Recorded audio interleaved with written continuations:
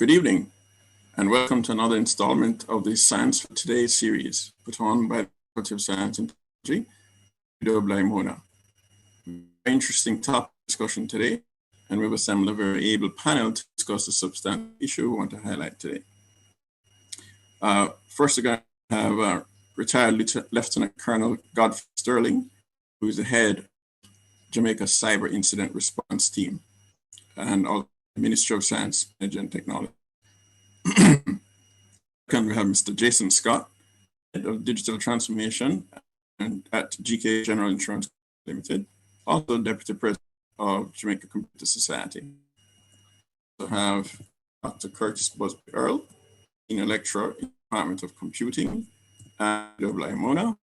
He's also leader of the Computer Intrusion, Forensics and Exploitations Research Group. We have Mr. Andre Shackelford, lecturer in the field of law and attorney at Hart, Muirhead, and FAT. And I am Professor Daniel Moore. I am Professor of Computer Science in the Department of Computing at UWI, and I'll be your moderator for today. Earlier this year, on February 17th, journalist Zach Whitaker published a story with TechCrunch magazine, revealing that data that had been collected by the JamCovid app had been exposed to general access to the internet for an unknown period of time. The data included, among other things, the private data, such as names, passport numbers, and COVID test results of hundreds of thousands of travelers to Jamaica during 2020. The incident and the Jamaican government's response have sparked many discussions in Jamaica, not least among cybersecurity practitioners, about the circumstances surrounding the incident and recovery. Apart from the obvious question of whether and how the Jamaican government's procurement process for software provides security assurance, one interesting question that has arisen is whether the whistleblower of a discovered breach is liable to be prosecuted under the Cybercrimes Act. In an article posted on February 25th this year, 2020, Nationwide Newsnet reported that National Security Council says the findings thus far indicate that while there's evidence of unauthorized access to the JamCovid app, there's no evidence of data exfiltration. The article further reported that Jamaican law requires that all instances of unauthorized access be investigated. So it would appear that accessing online data that has not been secured at all could still be deemed to be unauthorized under the Jamaican Cybercrimes Act. And a person who reports such a discovery would necessarily become subject to investigation. Think about that for a moment. The prospect of this metaphorical shooting of the messenger is alarming for professionals in the IT security business, because the sources of vulnerability in a service that is deployed online can sometimes be subtle and are often unknown at the time of deployment, even with the most rigorous development and deployment processes in place. It is therefore a welcome intervention to online service providers when ethical hackers and other benevolent dwellers report discovered security vulnerabilities privately so that they can be closed before those vulnerabilities are exploited by bad actors. The Jamaican Cybercrimes Act, on its surface, appears to criminalize benevolent action. Is this actually the case? To what extent can IT security professionals still exercise best practice when interacting with systems under Jamaican jurisdiction? Does the fact that we have to ask this question already compromise the security assurance of any system under Jamaican jurisdiction? Here to discuss this issue, these questions, and perhaps others are our esteemed panel this afternoon. We'll begin with Lieutenant Colonel Godfrey Sterling. Welcome, sir. Good afternoon, David, Daniel, and thank you for having me. I hope we have a very good discussion this evening. And certainly, while I seem to be the only public servant in the room, I am by no means a lawyer, and so my understanding of the law will really be third hand. Absolutely understood. And that's why we have some lawyers on the panel. Well, we have a lawyer on the panel and we have other lawyers on there as well.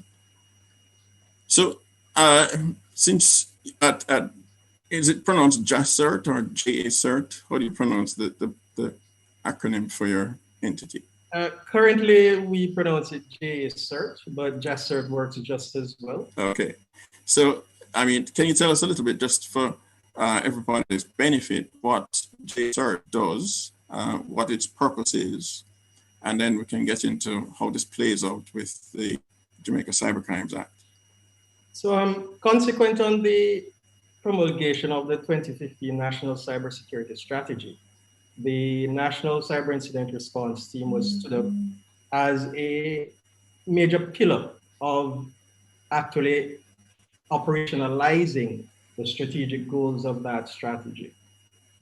Out of it came the Cyber Incident Response Team, and the Jamaica was sort of added when it was envisioned to be operating at the national level in response to cyber incidents and any cyber-related criminality that had a national impact.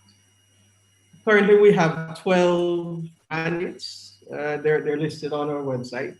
But essentially, what we do from day to day is to manage cyber incident response for the government of Jamaica, as well as those which have a national implication.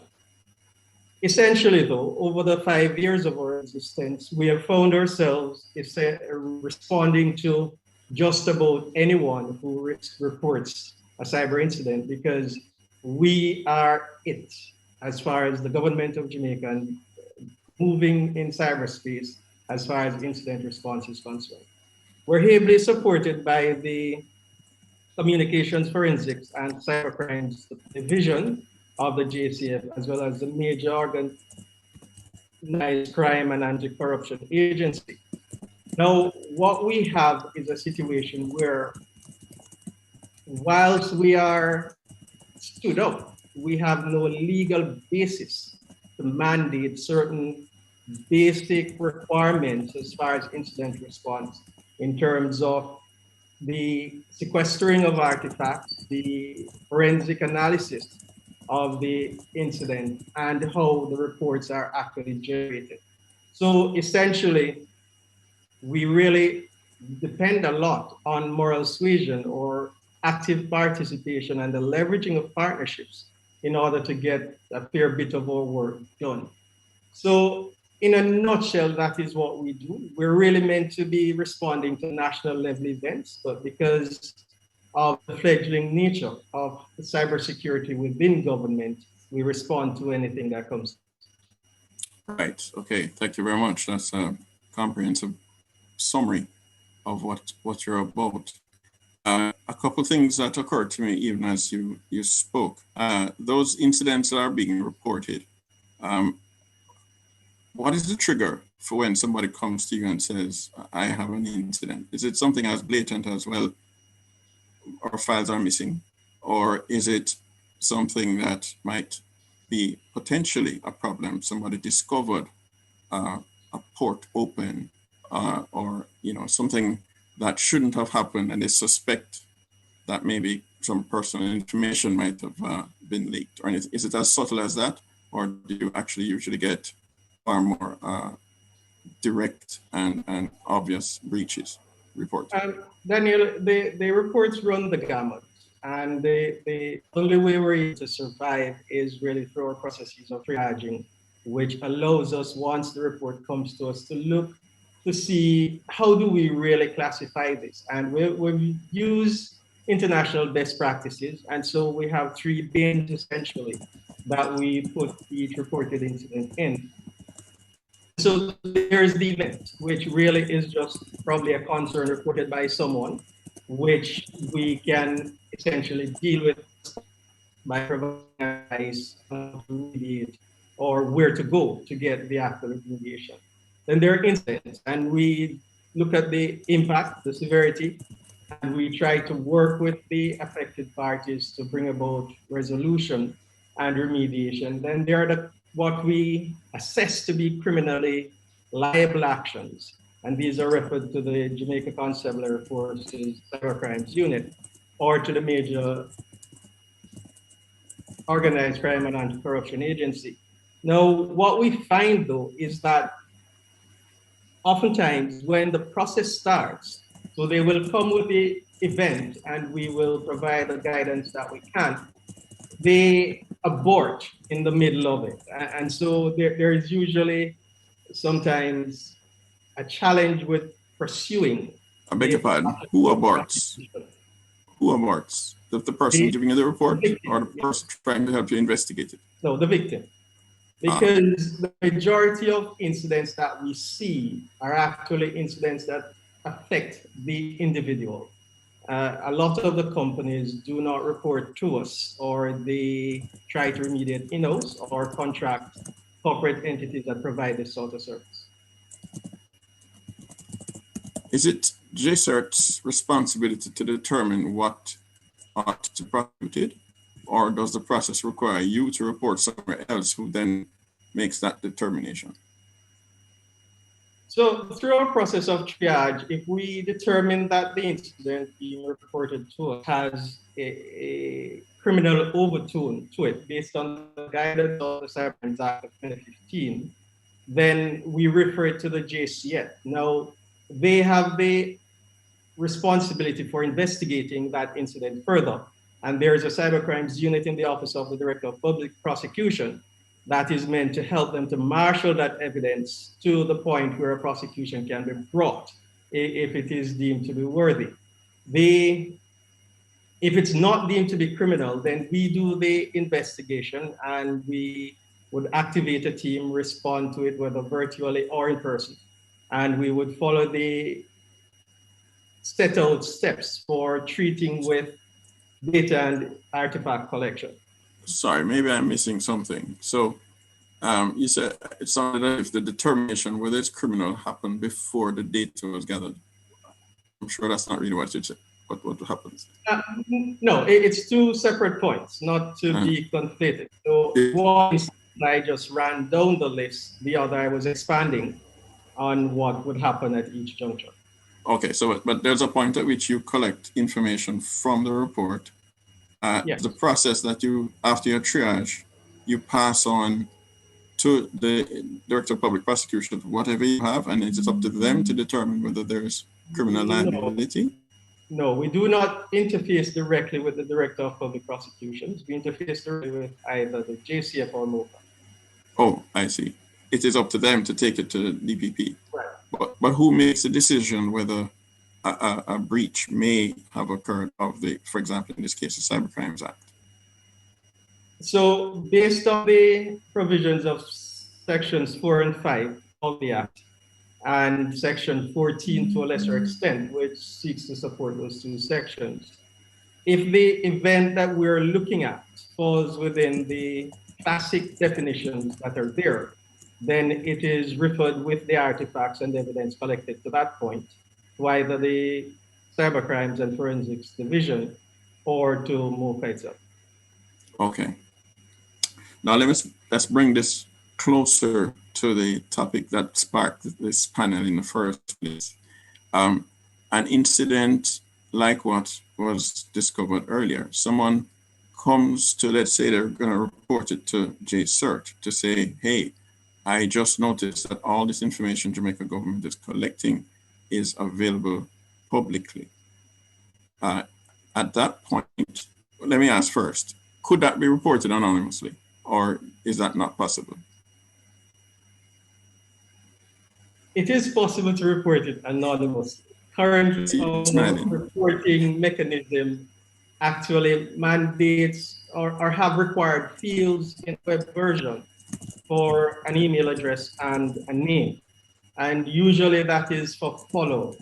The fact it can also be a deterrent for those who wish to report incidents. But for those persons who visit or call us, if they desire to remain anonymous, we do. And in the collation and use of the data that we collect, we do anonymize the persons and entities who report these incidents. So yes, it's possible, but not, it is not evident from yes. Normally the reason for permitting anonymous reporting is to help the witness separate themselves from perhaps fallout for making that report. And in a criminal investigation, that makes perfect sense. In the specific context that we are dealing with today, though, there is, in this case, in fact, often a best practice that recognizes and encourages the reporting of these things. So usually it's actually not, in a different scenario, there wouldn't be any incentive for someone to anonymize that report. They would actually proudly say, hey, I found a vulnerability in your system, and sort of be happy to be the one to have brought it to your attention, and being labeled a good actor, ethical hacker, etc.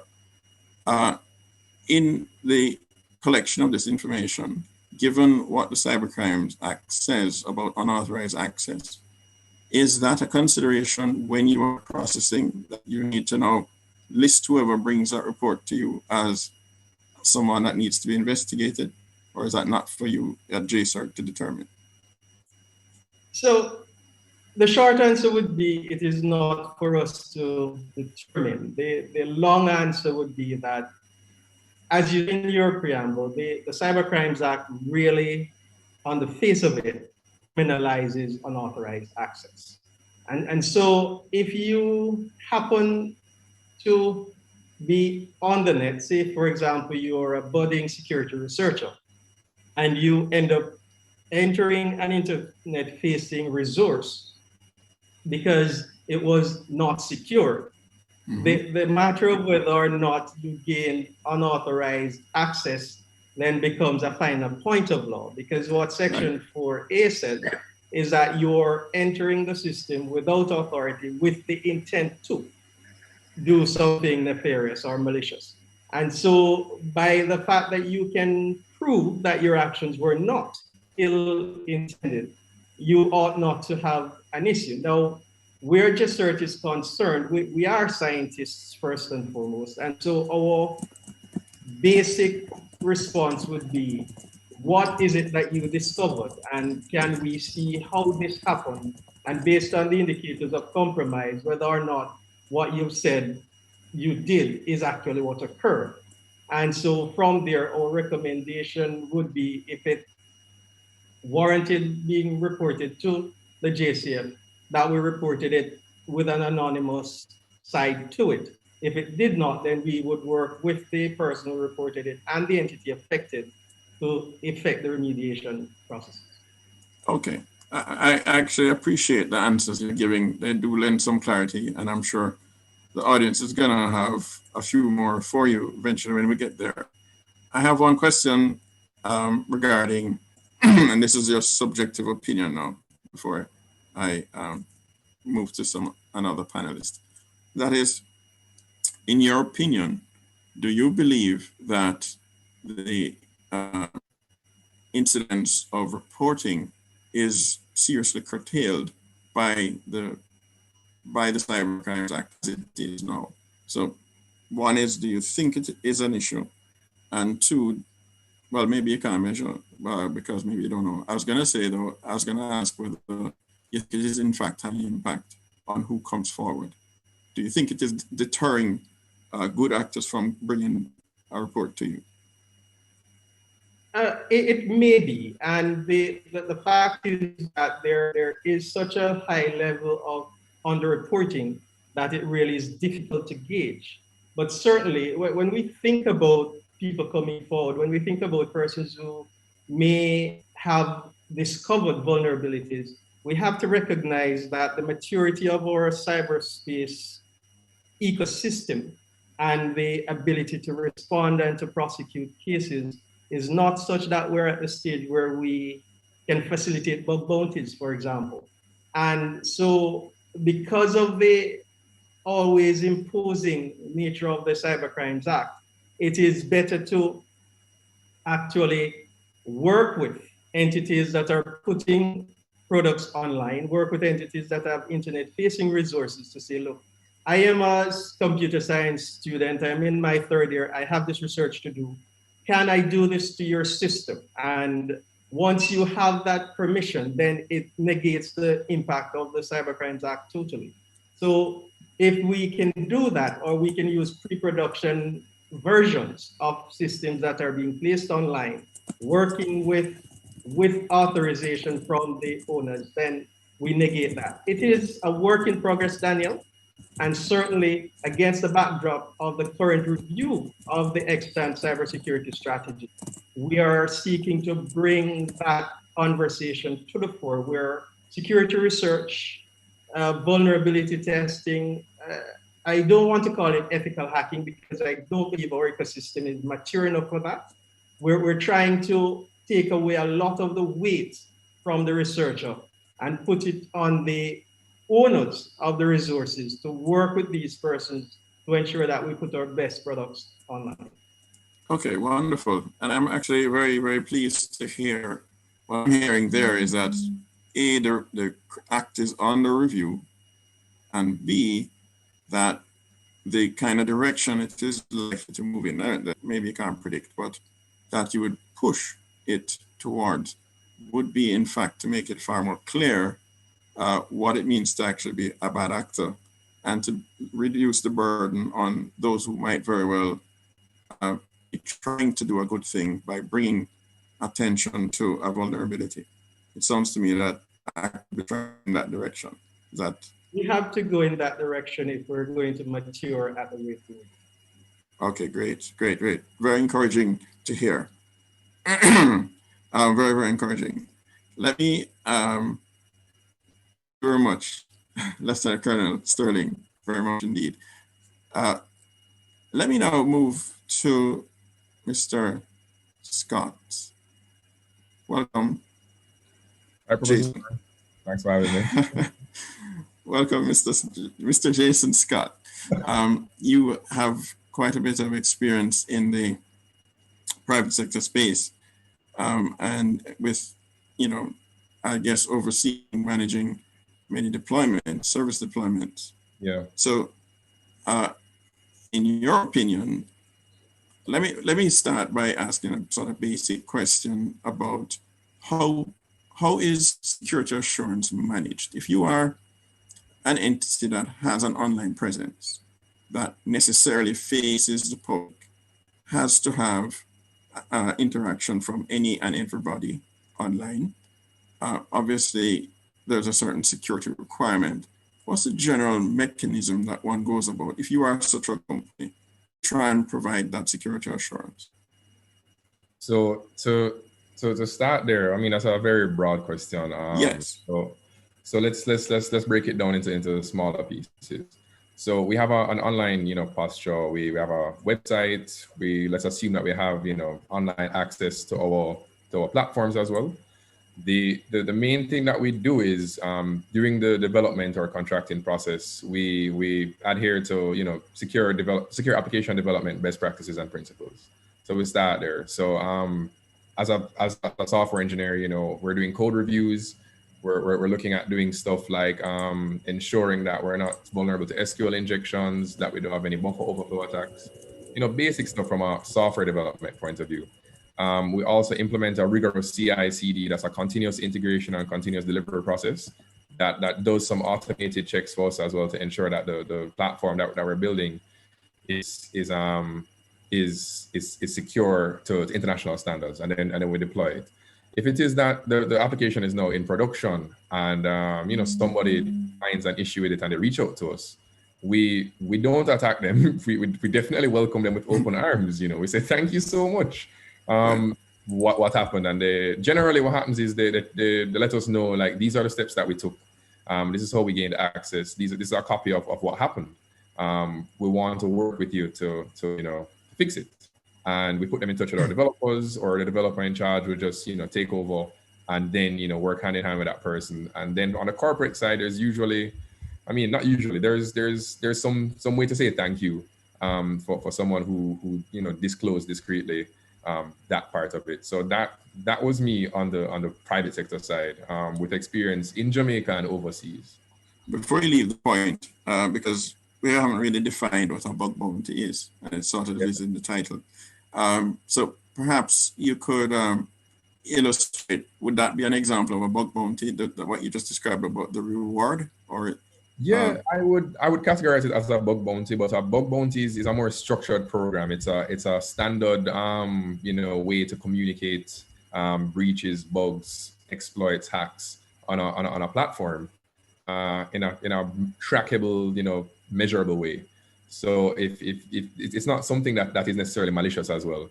A lot of companies internationally, well, bigger tech companies internationally, like GitLab, Stack Overflow, Bitbucket, GitHub, they have bug bounties where these are known issues that people may find, and the bug bounties, how will you go about fixing them?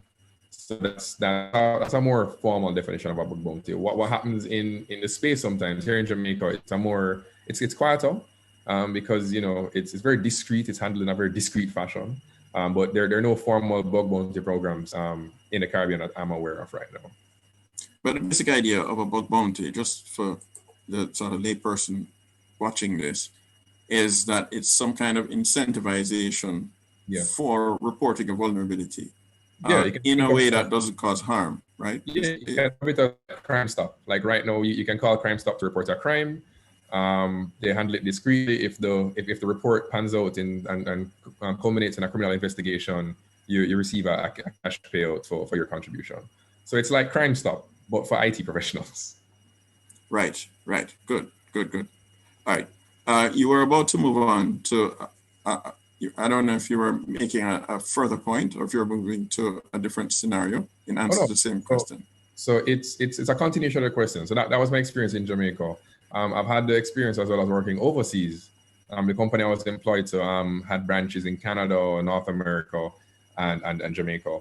And there are certain employees in the company who have a certain level of security clearance with that particular country, where they are called upon internally to help the particular government agency or particular governments to assist in triaging issues when they. So if, let's say, there was an incident on the server website, for example, where Southeast Regional Health Authority, and it was reported to them, they would then reach out to to that company, but that company has designated this particular person who has the appropriate security clearance to go and help them with their system. That's a model which I believe is more sustainable and more tenable for the climate such as Jamaica. Well, I think, I've heard of that model as well in, for example, when you hire a consultant, often the consultant hire an ethical hacker to attempt penetration testing and so on, and sounds very similar. But I think in that context, though, that wouldn't be a violation of our Cybercrimes Act. That would have been an explicitly permitted action. And so I don't think that is a challenge in terms of what Cybercrimes Act is setting out. What I'm trying to get at is that it would appear that the Cybercrimes Act, as it stands, sets up things so that it potentially criminalizes good actors. And what I'm hearing from you is, in fact, that action of being able to report a vulnerability discovered is something that you rely upon as a service provider. It is part and parcel of what you expect when you deploy your service. Right. Okay. And just for the sake of those who don't necessarily understand how software systems are deployed, do you think that when a vulnerability exists, that's a sign of negligence? Is that just bad practice by the computing, the software developers or the deployment IT specialists?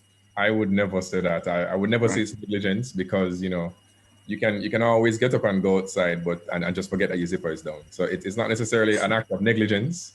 It's more of you forgot something, or you was just overlooked. Because there are tons of cases all across the world, globally, like literally, where people leave the production, the development password as password, and then promote that to production without ensuring that the right things are done properly. You have people who just forgot to put on a password altogether, because it's very rapid. It's a quick development. You need it out there quickly. And then there are cases where it's just misconfiguration. instead of turning off debug mode that would expose, things that a developer would need to fix the problem. Right. You now left it public. Some of those examples you just gave, I think some lawyers would say, "Boy, that's negligence," But we'll let them opine on that, and that's perhaps something that the courts would litigate. But what I wanted to try and press on as perhaps a developer, given what you've said, you might have done some work in that space. Yeah. Aren't there instances where the kinds of vulnerabilities that could arise have very little to do with any kind of incompetence or negligence, even to say forgot to do something? Aren't there situations where maybe the system using happens to have a vulnerability that maybe you're not responsible for? You just happen to be using the system that has that. So there are cases where I think that's called a 0 day, where those level of vulnerabilities, it's not your fault. It's just something inherent in the system. And what happens is, bad actors internationally will keep track of all these 0 days or all these CVEs, and then look for, they will profile systems. They will go around the internet and look for systems that fit this criteria, that aren't updated, that aren't patched, and then attack them. So it's not necessarily your fault as a developer. Sometimes it's just the actual online infrastructure that you're working with. Okay. And therefore, in that regard, you're saying that, is it a fair statement to then say that permitting the general public to be part of that defense mechanism by allowing them, and in some instances through bug bounties, structurally encouraging them to make those reports, do you consider that as part of the best practice for security, or is it just a good to have, or is it just a optional feature? I would see it as a good to have, especially if it's a very public platform. If you're operating a very public platform, I wouldn't expect you to rely on bug bounties. I would expect you to have it there, in case something slips through the cracks. And it does two things. It gives young security professionals a chance for them to try their skills, in a safe, controlled manner, instead of setting them loose on the internet, where they can do God knows what, where, and actually cause crime, actually cause damage, and get arrested. So it provides like a sandbox, if you want to call it, for young security professionals to go, make some money as well, and you pretty much cut their teeth to become the professionals that they want, to end up becoming, white hat hackers or security consultants. So I think it does two things. One, it helps the company, give the position that they're open to change, they're open to learning, and they're willing to work with people to solve problems. That's one. And the other part is it's growing the ecosystem of security assurance and secure application development and security consultants, particularly. Right. So it's one of the tools in the toolbox for providing security assurance. Definitely. It's not the primary tool. Right. It's sort of last defense, right? Yes. Right, but it's still nevertheless something that you recognize as being part of that ecosystem of security assurance. Yeah. Right. All right. So, thank you very much. I see a question here. I don't know if you may necessarily want to be the one to try and take it. It does ask about the legality, and perhaps we can wait. Maybe I'll take questions if that's okay. I'll take all the questions at the end after all the speakers have had an opportunity to speak. So is there anything else you wanted to add about the perspective on security assurance and how it might interplay with the ACT? Because I haven't actually necessarily asked you specifically about ACT from a private sector participant and perhaps I could say owner of systems. Are there things that you think are concern good about how the ACT has been set up? So there are three hats I want to wear in this. The first hat is as a budding security professional, because I was a student of Dr. Busby Earl back in the day, and he gave us the environment to grow and stretch our leg. So in that context, it's scary for me if I were to find a vulnerability or find an exploit. I wouldn't want to report it. I would want to call somebody. I wouldn't want to report it directly. I don't want to call somebody that I trust who's in the space. I'd call somebody from a company like Simtai maybe, or from T-Tech. I'd call them directly and say, hey, you know, I found this, I don't know what to do. And you just don't call my name. I don't want to get arrested. I don't want to be investigated. I'm fearful. So this is a true story. The second context is in the context of as a software developer, in you know, just browsing about the internet. You know, it really it wouldn't be good for me to find a vulnerability to then go and report it, to then be investigated by the police for malicious, to see if, for them to determine if I'm malicious, because it's not something that I think the JCF fully understands. And then as a company, I don't think the law is prohibitive enough. Well, I don't think the law is open enough, sorry, to allow, you know, people who are out there who like my platform, for example, who like the technology and the services I provide. The law isn't necessarily structured in a way for them to help me. So it puts the responsibility on me, which is not bad, but it doesn't allow me, or it doesn't allow me further options to ensure that the application I'm using or the service I'm providing are in a secure fashion. And this is something that, it's the final hat now. As the deputy president of the JCS, I sit on two other boards, the Jamaica Software Developers Association and the Caribbean Cybersecurity Task Force. These are all led by Jamaicans with regional impact.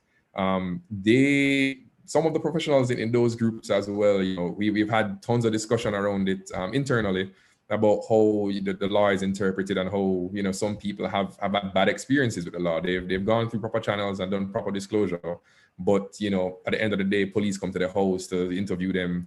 It's very intimidating, especially if you're like between 18 and 23, living with your parents. You know, one day, you know, police open up and they come for your son or they come for your daughter. That's terrifying.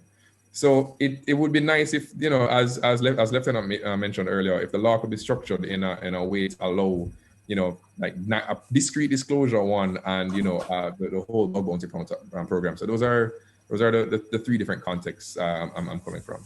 Thank you very much. Thank you very much, Mr. Scott. I understand you mentioned TIE just a while ago. You also mentioned T-Tech. In fact, we have representatives from those. Perhaps since we're on the private sector segment of this, I don't know, Mr. Andrew Nooks or Mr. Christopher Record, would you be interested in making on this at this time? Mr. Nooks, I see you have. Hi, good afternoon, everyone. Good afternoon and welcome. Let me ask you one pointed question. Not necessarily pointed, but from your perspective, okay, maybe I'll allow you to share with us why Simtai would have a perspective that we should pay attention to. And then I would ask you to share with us what your perspective on the hindrance, is it a hindrance or a help? What is the impact of the Cybersecurity Act as it's defined in terms of providing information assurance? Well, I should have known when I decided to log in that this would come, and then I saw Jason on the call, and I was about to just jump off because I know Jason would have mentioned and bring us into the spotlight. But this is not too embarrassing, so please feel free. That said, okay. in terms of you know, the Cybercrimes Act, we looked at it a few years ago, and it's one of the things that so our young professionals, the moment they are contracted by Simtai, the moment they're employed, like, you need to be familiar with this act. Because as a professional, and even one that is formally engaged by an organization, there may be implications if you step outside of the scope. I'm sorry, can you just remind everybody why employees at Simtai would need to be particularly careful? What is that apologies. Simtai does? So Simtai Consulting has been in the space of technology for over 23 years. We are one of the leaders in cybersecurity services across Jamaica and the region. And we have, you know, one of our primary focus is testing systems from the ground up, testing applications, providing assurance or reasonable assurance to whether it be a development company or marketing company. So information security. Information security is your core, is part of your core business. It's a part of our core. It's one of our core verticals in the business, and we've been doing this for quite some time. So we have interfaced with a lot of companies from different sectors.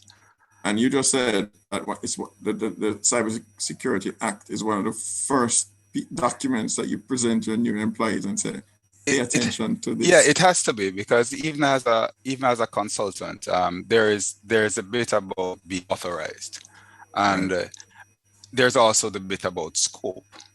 Right. So you're authorized to perform particular actions, but you're authorized within a particular scope. We always say that you get employed to do something, to behave like, to use the same techniques as someone malicious, but you're asked to use your right hand and hold your left ear and your left hand and hold your right foot. Yes.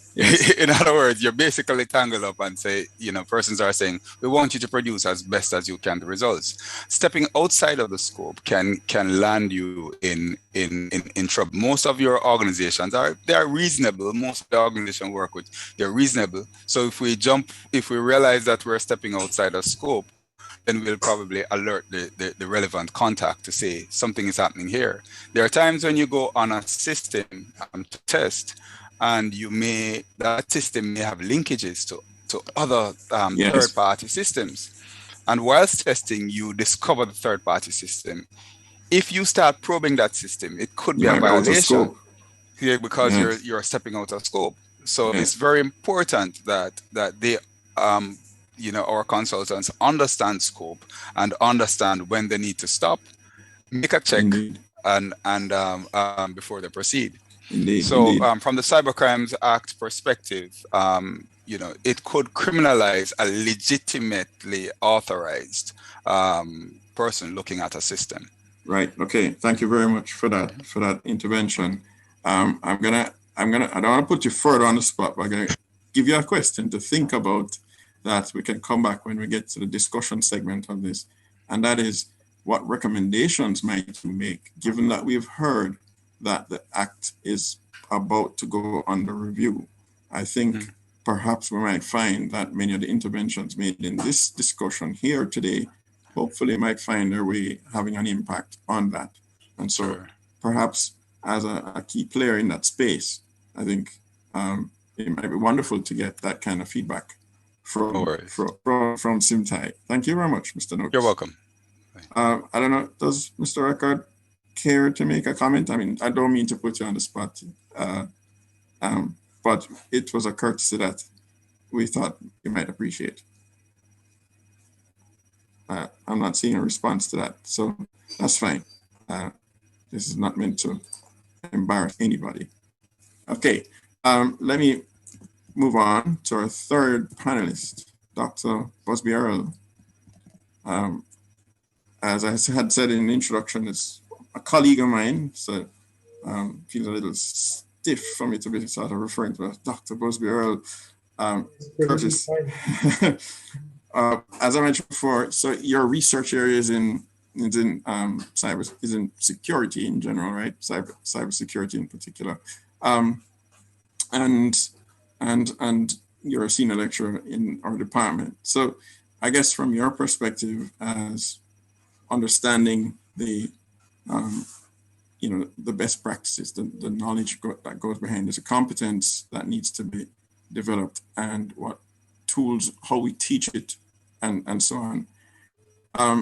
Maybe your perspective might be, I can sort of get a similar perspective, but not the practitioner's one from you.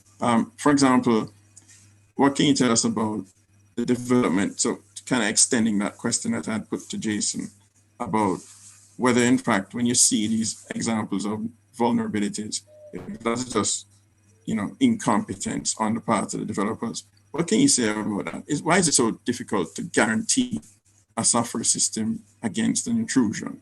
Why is it just not possible for us to say, look, bulletproof, it will not be penetrated?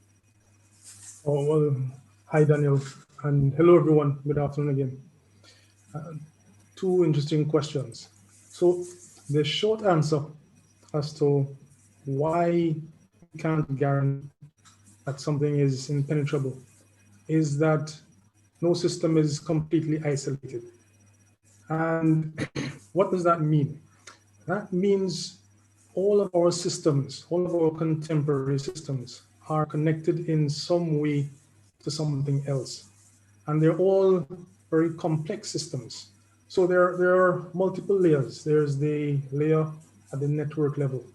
There's the layer at the application level, for example. There are other protocols that exist. And historically, for example, many of those protocols were developed with the expressed intention of sharing information. Decades ago, it never occurred to anyone about this idea of security. And so they were built with the idea of sharing. Now, we develop applications, we develop them at the highest level, at the highest layer. And that means that they are still impacted all of these other bits that form the environment, the operating system, the platform, the hardware platforms upon which they are developed. And all of those are opportunities for flaws or vulnerabilities to exist. And as Jason had alluded to earlier, you can't always put the blame upon the developer. And that's because the developer doesn't always know about all of these various aspects, about the underlying protocols that exist or what is written in that protocol that enables it to perform its functions. And so in order to find those types of flaws and vulnerabilities, one has to have an in-depth knowledge and understanding of both the application and the entire environment upon which that application is built. And so something, for example, like you find that a password or set of passwords are being sent in plain text. Right. That means that they're not being encrypted in any way, form, or fashion.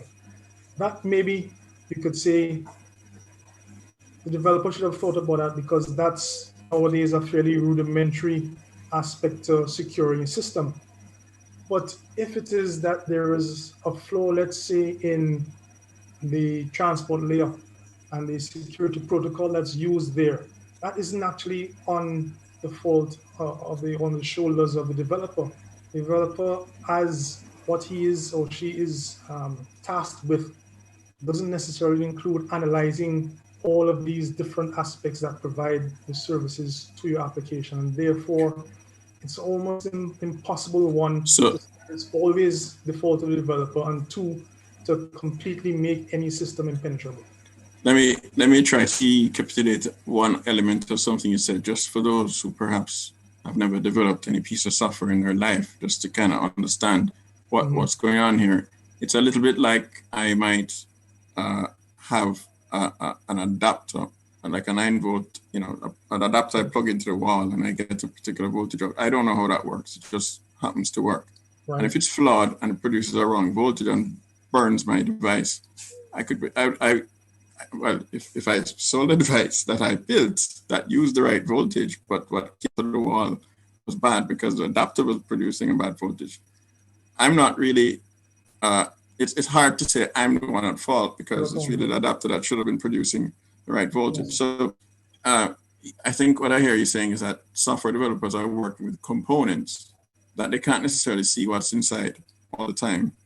And sometimes they trust those components, and then maybe the vulnerability is actually inside that.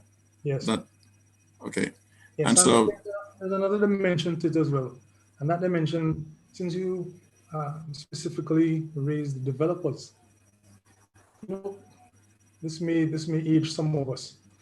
Long ago, they had these things like ham radio enthusiasts and those who would tinker with electronics, and so they're not engineers. Well, many of them weren't engineers. They're just enthusiasts. They like this thing. They're interested in it. They teach themselves how to do something. There are also developers who are enthusiasts. They didn't have any formal training, for example, in software development or in software engineering, but they're interested in it, and they write applications that may be targeted towards solving some particular problem that they have. But because of their lack of exposure and understanding of what it takes to develop professional software systems, they may unintentionally either introduce or be unaware of flaws in how they go about developing those things. As opposed to someone who has been professionally trained, it is less likely, but that does not eliminate the possibility for flaws to be introduced. Okay, so as you said, that who's been professionally trained, so does that then mean that within the body of knowledge that we teach and competencies to so knowledge, skills, and dispositions, is it that there are in fact best practices that can help us avoid some of these problems that you say might be inadvertent? Certainly. When we're developing software, there are techniques and approaches that can be incorporated that help us to make our systems a bit more robust. And the vast majority of them are included at the earliest stages, which is when we develop the requirements for a solution. And so there are things, for example, like attack trees and the inclusion of UML-sec, which is a version of the UML that focuses specifically UML, the Unified Modeling Language, yes, which is a fairly widely accepted language that's used to develop software. But there is something that's included that helps one to focus on security-related issues. There are things like misuse cases. There's a wide range, and the idea is to help a developer or a software engineer in thinking about potential flaws that could be introduced or that may exist in a bit of software that is being developed as a solution to a problem. And it still, for example, would require someone that has some knowledge of security, because that person can then, based on the application or the solution that's being developed, can say, well, in this space, these are the types of incidents that you tend to find, or these are the types of attacks that you tend to find, and these are what provide the opportunity for those attacks to happen. So do this or include this bit of code in your system. Okay, so what you're speaking to there is the value of having the formal training and education in the space. So yes, you can do a lot on your own by just pulling together bits and pieces, but there's all this knowledge behind that informs you about which components might be appropriate for which contexts. Correct. And when you ought to be paying more attention to certain things than others. Yes. So that raises an interesting question then. If you go from the other end where a vulnerability is discovered. So we've just covered the fact that not all vulnerabilities are signs of negligence, because what you're really alluding to, it sounds like there's a lot of complexity involved. The computer systems that we code for are massively complex, even within a single computer. But then the fact that it's networked to millions of other computers creates a far more complicated environment that then, and complex actually separately, that then creates the opportunity for the vulnerabilities to arise in a way that perhaps would have been very difficult to have anticipated. So there's complexity as a source of one vulnerability, and then there's negligence, as we mentioned earlier. Question, is it possible, based on the vulnerability after the fact, to determine which of those is responsible for that particular vulnerability? In most cases, yes.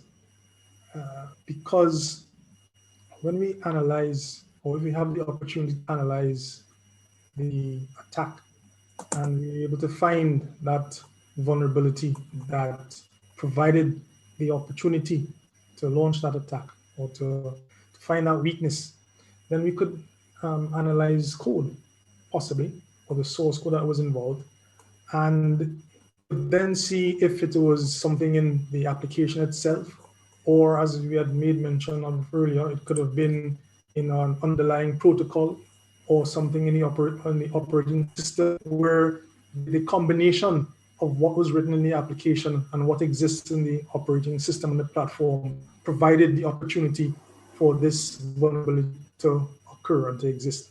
And so it is possible, yes, to determine whether it was due to negligence or some other. But the way that it would be done would in fact rely upon being able to examine the code that is executed and perhaps a configuration for the deployment. And you have to be able to get into the system, into the goods. I mean, if you only have a binary there, I've also seen research, and it's from years ago, where you can take binaries and reverse engineer binaries to get the code that was used to generate that binary, and therefore perform an analysis upon it to determine some.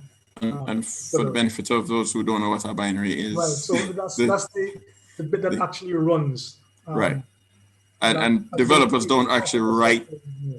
They don't write code in binary, right? So no, they write in some language, and it gets changed or converted into something that then gets executed. And at that point, you no longer have direct access to the source that was used to generate that binary. Which means you don't necessarily know what the author actually wrote, because at that point, you may have all the libraries that they may have used, all the various components they may have used, all the various extra pieces that they relied upon. All of those are collapsed into that binary at that point in time. Right, and so that makes it a bit challenging to perform an analysis if the source code is unavailable. Right, but it sounds like if there is indeed, let's say it's a matter of something going to court, since this is about the Cybercrimes Act, and there's a question of, is it a question of negligence, or is it a question of really just unavoidable best practice happening to have that vulnerability?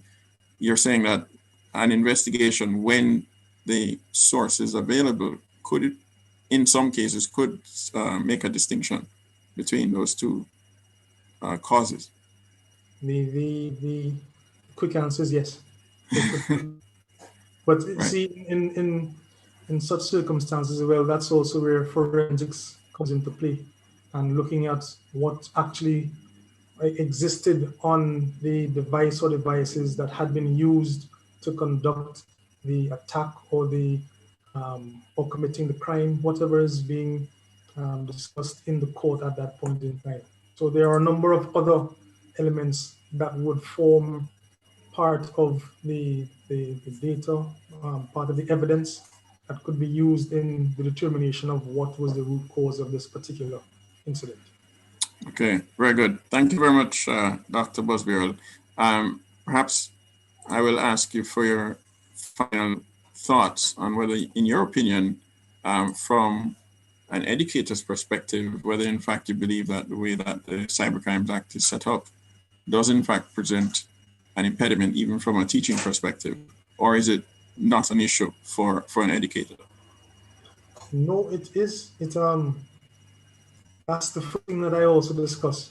Before anything happens, you see, the thing is, 9 out of 10 students will come and say, "You're going to teach me how to hack?" You know, at that age, there is a lot of curiosity.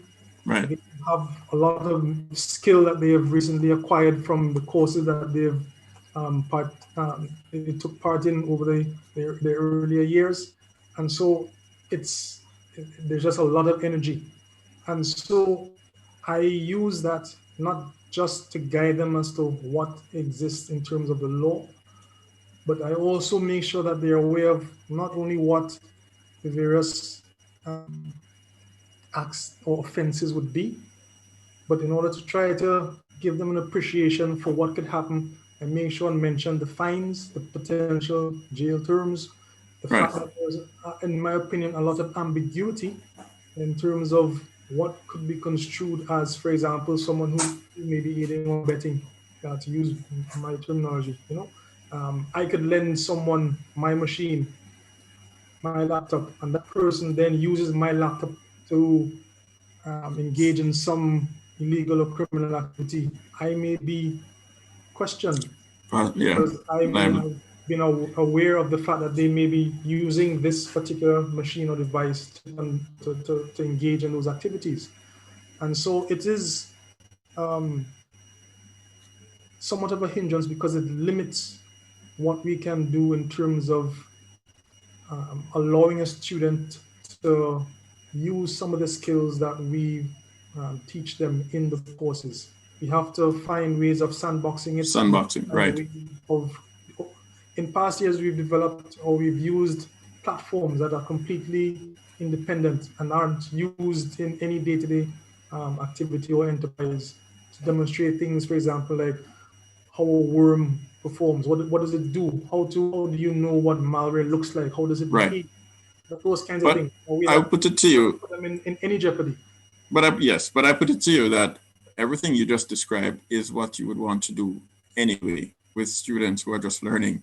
Yeah. And then also when they come with that enthusiasm for hacking and so on, I mean, that is coming from a context of hearing about these incidents and actions that occur elsewhere.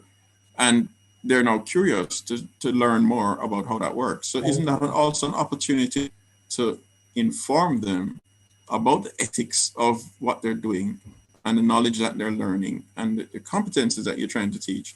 And that in fact, the Cybercrime Act is there to point that, you know, beyond just simply ethics, you could in fact be breaking the law if you were to, you know, be a bad actor.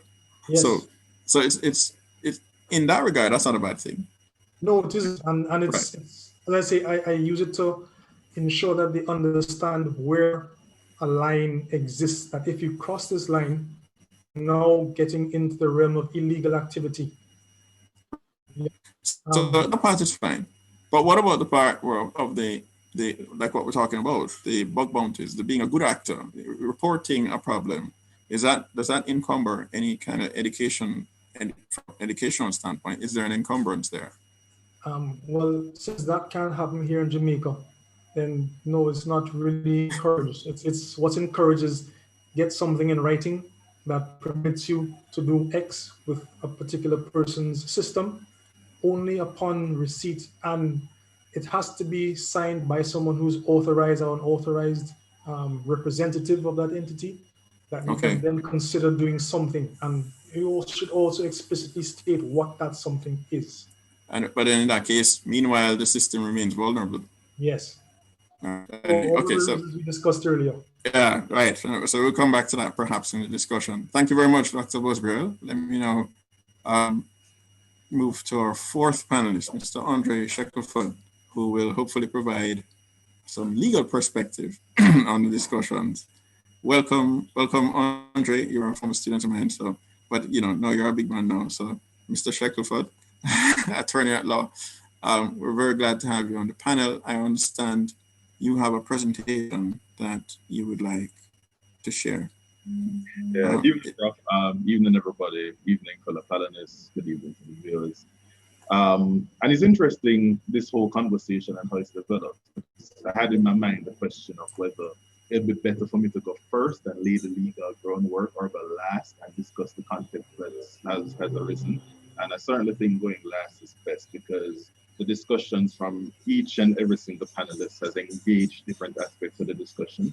Because the reason why I have a presentation is that the focus isn't on the Cybercrime Act only, even though that's what's been thrust into the public consciousness by the recent events, but also the Data Protection Act, because that actually brings up very relevant matters, not only with respect to offenses like criminal behavior, but also from the side of what we call the data processor, so the organization and what may attach to them. So these discussions around negligence, are you setting up the right technical framework, so on and so forth, come within the context of the Data Protection Act. So I'm an opportunity to talk about that as well.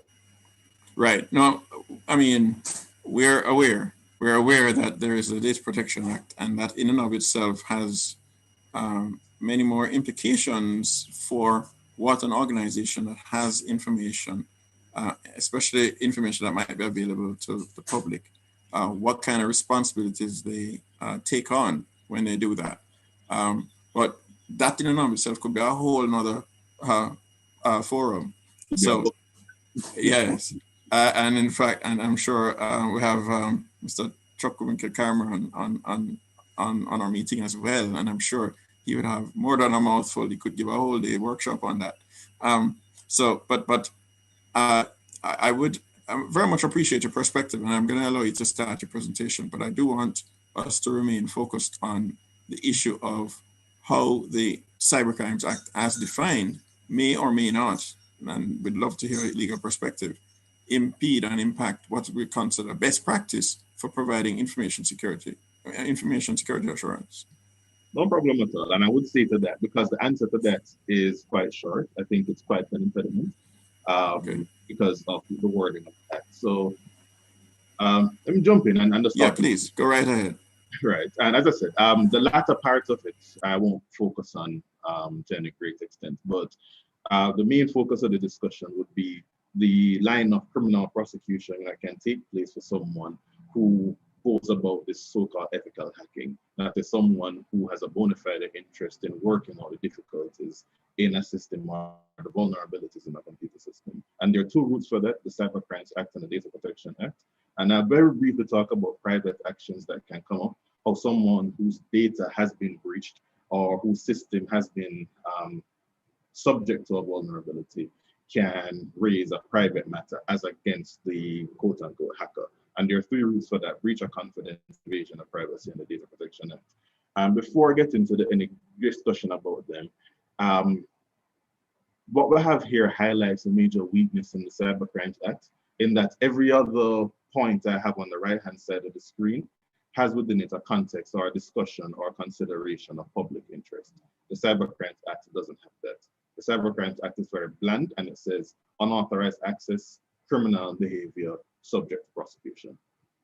So let's have a look at the Cybercrimes Act. So the Cybercrimes Act is really based on the UK the UK Computer Misuse Act of 1990, and you heard that right, 1990. So our 2010 legislation was based on legislation which came about a good 2 decades before our legislation came into existence. And that 1990 Act in the UK was passed in response to a decision of the highest court in England, and the highest court in the UK, I should say. It was formerly called the House of Lords. And it was in two decisions, the Queen against Gold and the Queen against Schifrin. And in a nutshell, I won't bother to go through all these bullet points, but in a nutshell, the defendants in these cases had hacked a system, hacked a telecom system. They hadn't done it for any monetary gain or anything, but they wanted to show off their skills as hackers. So they went about and they hacked the system, and they accessed the information of various subscribers, including the Queen's husband, Prince Philip, Duke of Edinburgh. And they were prosecuted, and they were charged under a forgery-based legislation, the Forgery and Counterfeiting Act. And their convictions were eventually overturned by the Court of Appeal, and that was upheld by the House of Lords. And the reason for that was because their activity didn't actually fall within this Forgery and Counterfeiting Act. So what the prosecutors had done was to try and fit, a square peg in a round hole. So they had a certain set of facts, question, what can we charge these people with? They went into this forgery bit of legislation, but the fact is that the forgery legislation wasn't fit for purpose, and hence the Computer Misuse Act was passed. And that Computer Misuse Act has been subject to some amendments, but no major overhauls, and it sets out a certain set of offenses. And the one for our discussion really is the first one that's listed here, unauthorized access to computer material. And the Jamaican Act copies to a large extent some aspects of the Computer Misuse Act. Everything with a green dot has a very strong analogous provision in the UK Act. Everything with a purple dot comes from somewhere else. So you don't quite find an analogous provision in the UK Act. So the main one for our discussion is Section 3 of the Cybercrimes Act, which prohibits unauthorized access to computer program or data. And the issue here is the wording of the provision. So this is what it looks like. A person who knowingly obtains for himself or another person an unauthorized access to, guessing that's any program or data program held in a computer commits an offense. And a breach of that can lead to as much as 7 years imprisonment plus a fine.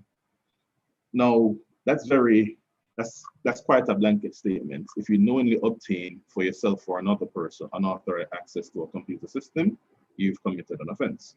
And this naturally blankets ethical hacking as well, because there's no restriction, there's no exception, there's no exemption. It's once you knowingly obtain unauthorized access to a computer. So, as I said, unethical hacking will engage the authorized access provision, that's Section 3, and there's no qualification to that. And as I said, the Jamaican provision is pretty much the same as the UK provision, and there have been calls in the UK as well for some sort of defense in relation to vulnerability research to be put into that. It hasn't taken place as yet, but there's still calls in that jurisdiction as well. Now, this isn't the only approach you'll find in the Commonwealth. I'd say across the Commonwealth, there have been several similar enactments which are similar to the Cybercrimes Act. And throughout the Commonwealth Caribbean, you'll find very similar acts as well. You'll find some jurisdictions which have gone another way, and an example of that is Barbados. In that Barbados has adopted the proposal that's put forward through the Commonwealth the Commonwealth Office of Civil and Criminal Justice Reform, in that they've put together a model act and said, hey, Commonwealth people, you can have a look at this act if you want some ideas. And that act includes the phrase, without lawful excuse or justification. So a person who intentionally, without lawful excuse or justification, accesses a computer system will commit an offense. So that bolded phrase, without lawful excuse or justification, would provide a defense for someone who is adopting this ethical hacking. You're simply saying, I'm doing vulnerability research, I'm testing this system, that's all I'm doing, I have no malicious intent. And as I said, Barbados seems to be one of the few Caribbean jurisdictions to adopt that approach. So really, at the end of the day, ethical hacking in Jamaica would appear to be a breach of Section 3 of the Cybercrimes Act, based on its pure, simple wording. So the matter is then left to one of prosecutorial policy or prosecutorial discretion. Will someone be prosecuted for that type of activity or not? In the UK, I haven't seen any reports of any prosecutions or convictions in relation to ethical hacking. I don't know if it has happened, maybe it has, but certainly from this doing some rudimentary searches around news reports and case reports, I haven't been able to find any such thing. And the truth is, across societies and across the Commonwealth, you have badly drafted legislation. It does happen. And you do find you have legislation that criminalizes conduct which really ought not to be criminalized. And it's then left to a matter of policy. Should we really prosecute someone for this or not? And sometimes the answer plain and simple is no. And that seems to be the guiding policy from the source of this norm, that is the UK. But we have a cause for concern in Jamaica. The response to the Jam COVID breach, what was said, and how ministers of state started coming out and saying, hey, that's a breach of the Cybercrimes Act, we'll run down people for things like that. So that state response, though the DPP's office is to be independent from the executive, that's the people who run the government, the ministers, so on and so forth, that type of thinking can certainly spread, and it's not implausible that people may start to be prosecuted for things like this. If you had asked me some years ago if someone would be prosecuted under the Cybercrimes Act for saying something bad, I mean, it could be something awful, but saying something bad about somebody on Facebook, I would say absolutely not. No one would pursue. I would go down a line like that. But you may remember that a few years ago, a young lady, I think her name was Latoya Nugent, she was threatened with prosecution, and it went really far down the pitch in terms of the prosecutorial process in relation to her. So we can't sit on our hindquarters and rest and hope that prosecutorial policy won't go a certain way. I would say the act should definitely be amended, and I'm glad it's coming up for review. This is something which most definitely ought to be raised for consideration. Oh, very quickly, Prof, I know you wanted some focus on the Cybercrimes Act, but hacking also engages the Data Protection Act in the context of a criminal offense. So I just want to focus on that very quickly. As a broad outline, how the Data Protection Act works, I mean, it's a very long bit of legislation, seemingly complex, but when you get it down to its nuts and bolts, it's something which can be understood fairly easily. And at its core, it provides a set of standards by which personal data of any individual ought to be processed. It creates certain rights in relation to individuals and the personal data, and it creates this enforcement mechanism, enforcement and oversight mechanism as to how people's personal data is processed. And the main thing I want to focus on is one of those data protection standards, which is often referred to as security, the security standard. And at the core, the security standard is that any organization or person that's processing personal data, and personal data is any data that's obviously about a person, you can think about it like that. Once you're processing personal data, you have an obligation to put in place technical apparatus to secure personal data. And within the context of that discussion, there's an offense which could attach directly to hacking. And that says at section 37, a person who willfully and without lawful authority uses any means to breach any encrypted personal data commits an offense. So on the face of it, it would seem that if you attack a system, you hack a system, and you access any personal data, you would have committed an offense. But there's a bit of nuance sprinkled into the provision in that at section 38, it says a person does not commit an offense under section 7 if the breach is justifiable in the public interest. And naturally, bona fide ethical hacking would be in the public interest and therefore fall within that provision. So you have the Data Protection Act, our Jamaican one being based on the English Act as well, which does provide this sort of safeguard for the hacker who's doing something is vulnerability research in the public interest. And then you have the Cybercrimes Act, which is a bit of a blunt instrument and saying once you once you access someone's system in an unauthorized fashion, we're coming after you with a meat cleaver. So that's an interesting dynamic, and I would think that this latter bit of legislation, which takes into account more modern practices, ought to really be the guiding light in relation to the Cybercrimes Act. And I'll rest it there for now. Thank you very much, Mr. Shackelford. Wonderful bits of information there, very informative indeed. I certainly learned quite a bit a while ago. And in fact, that last bit points at perhaps a mechanism for the way that the Cybercrimes Act could be amended by sort of explicitly saying that action that's in the public interest would not be a violation of the perceived action where it might have been construed as such.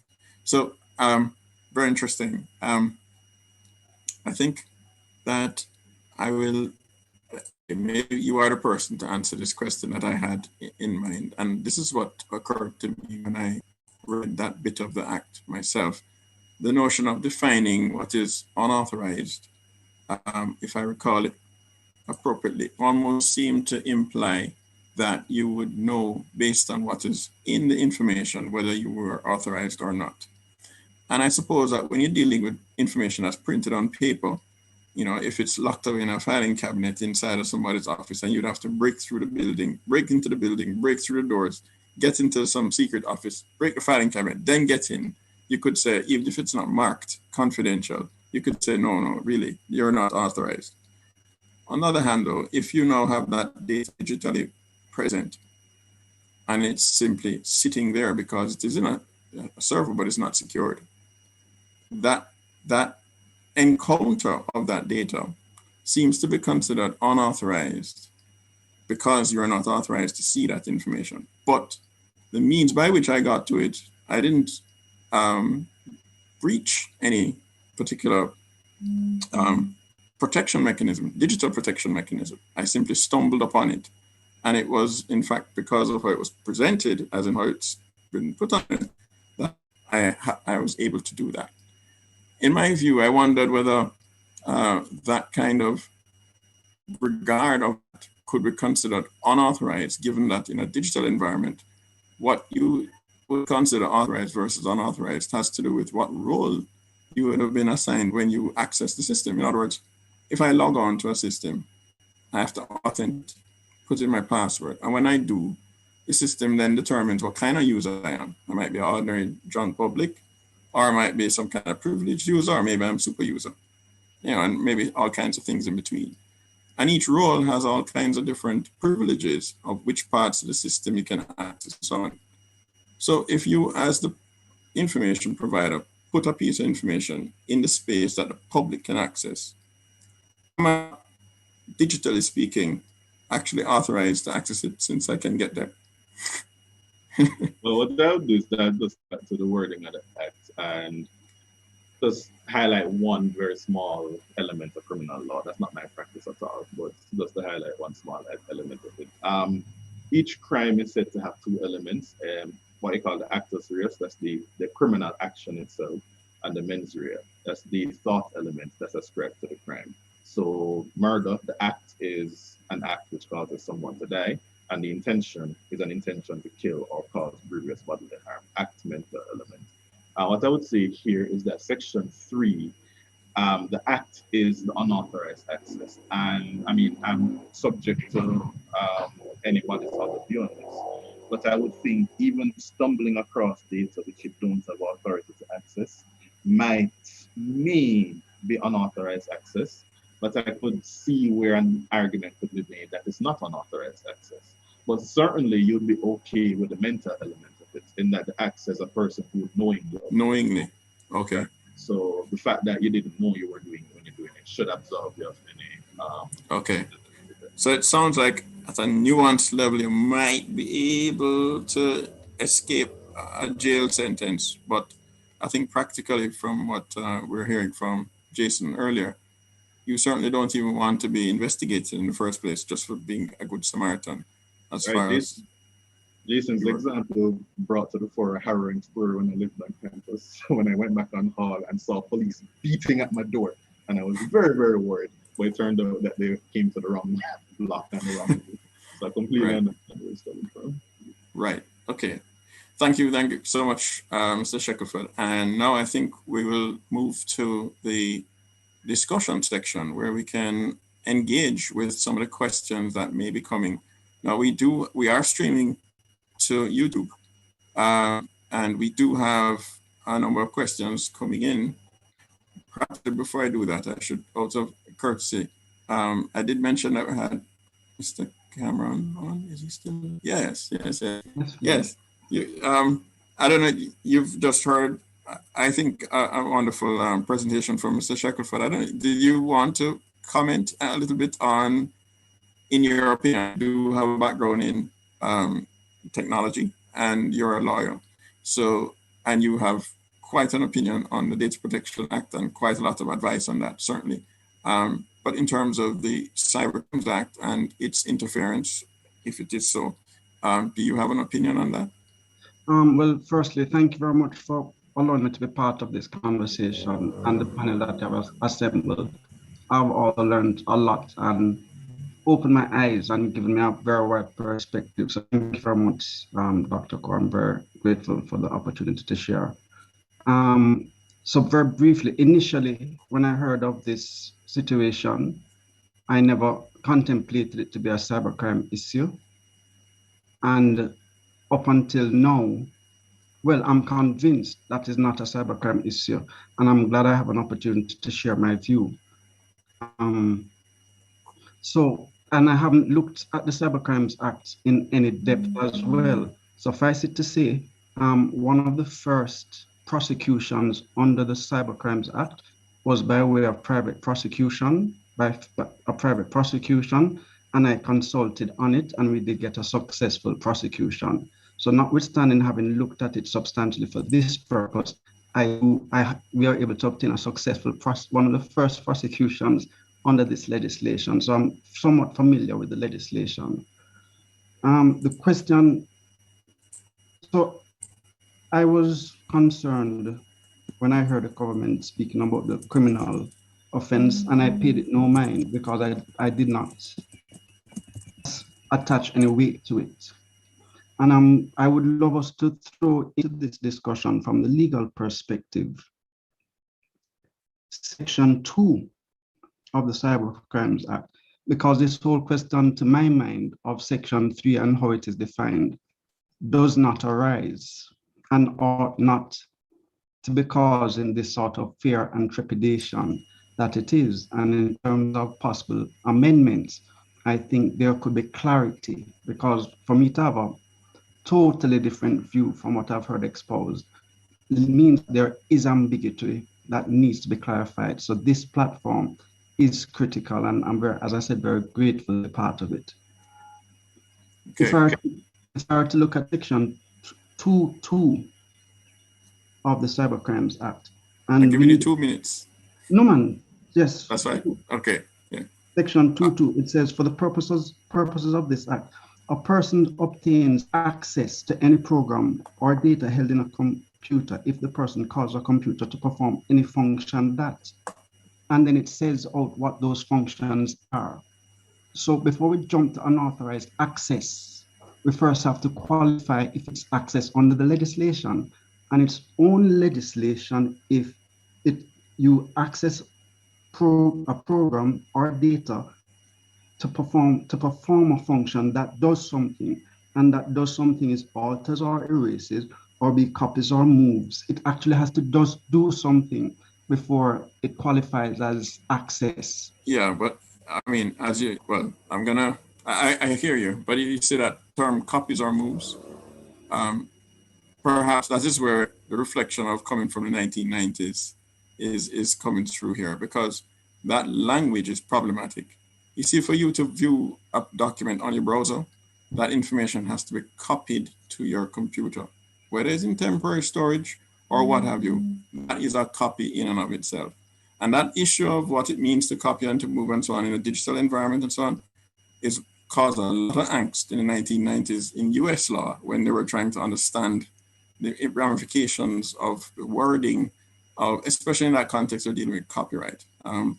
And so even that wording right there, so doesn't really address or doesn't resolve the ambiguity. Well, it's that is the starting. There's actually an English case on the point as well. I'll try and find it in the meantime, specifically on the Cybercrimes Act. It was an extradition matter involving the US and cybercrimes, and it was recognized that the copying or moving to temporary or cache storage, even for display on a monitor, or I might be adding that last part, but movement to temporary storage amounted to copying in the context of access, just to know what possible. Okay. All right. So, okay. Thank you very much. Very engaging discussion. And now I don't want to leave out our audience because we do have some persons on YouTube who have some questions. Let me see if they're kind of flying through a little faster than I can handle.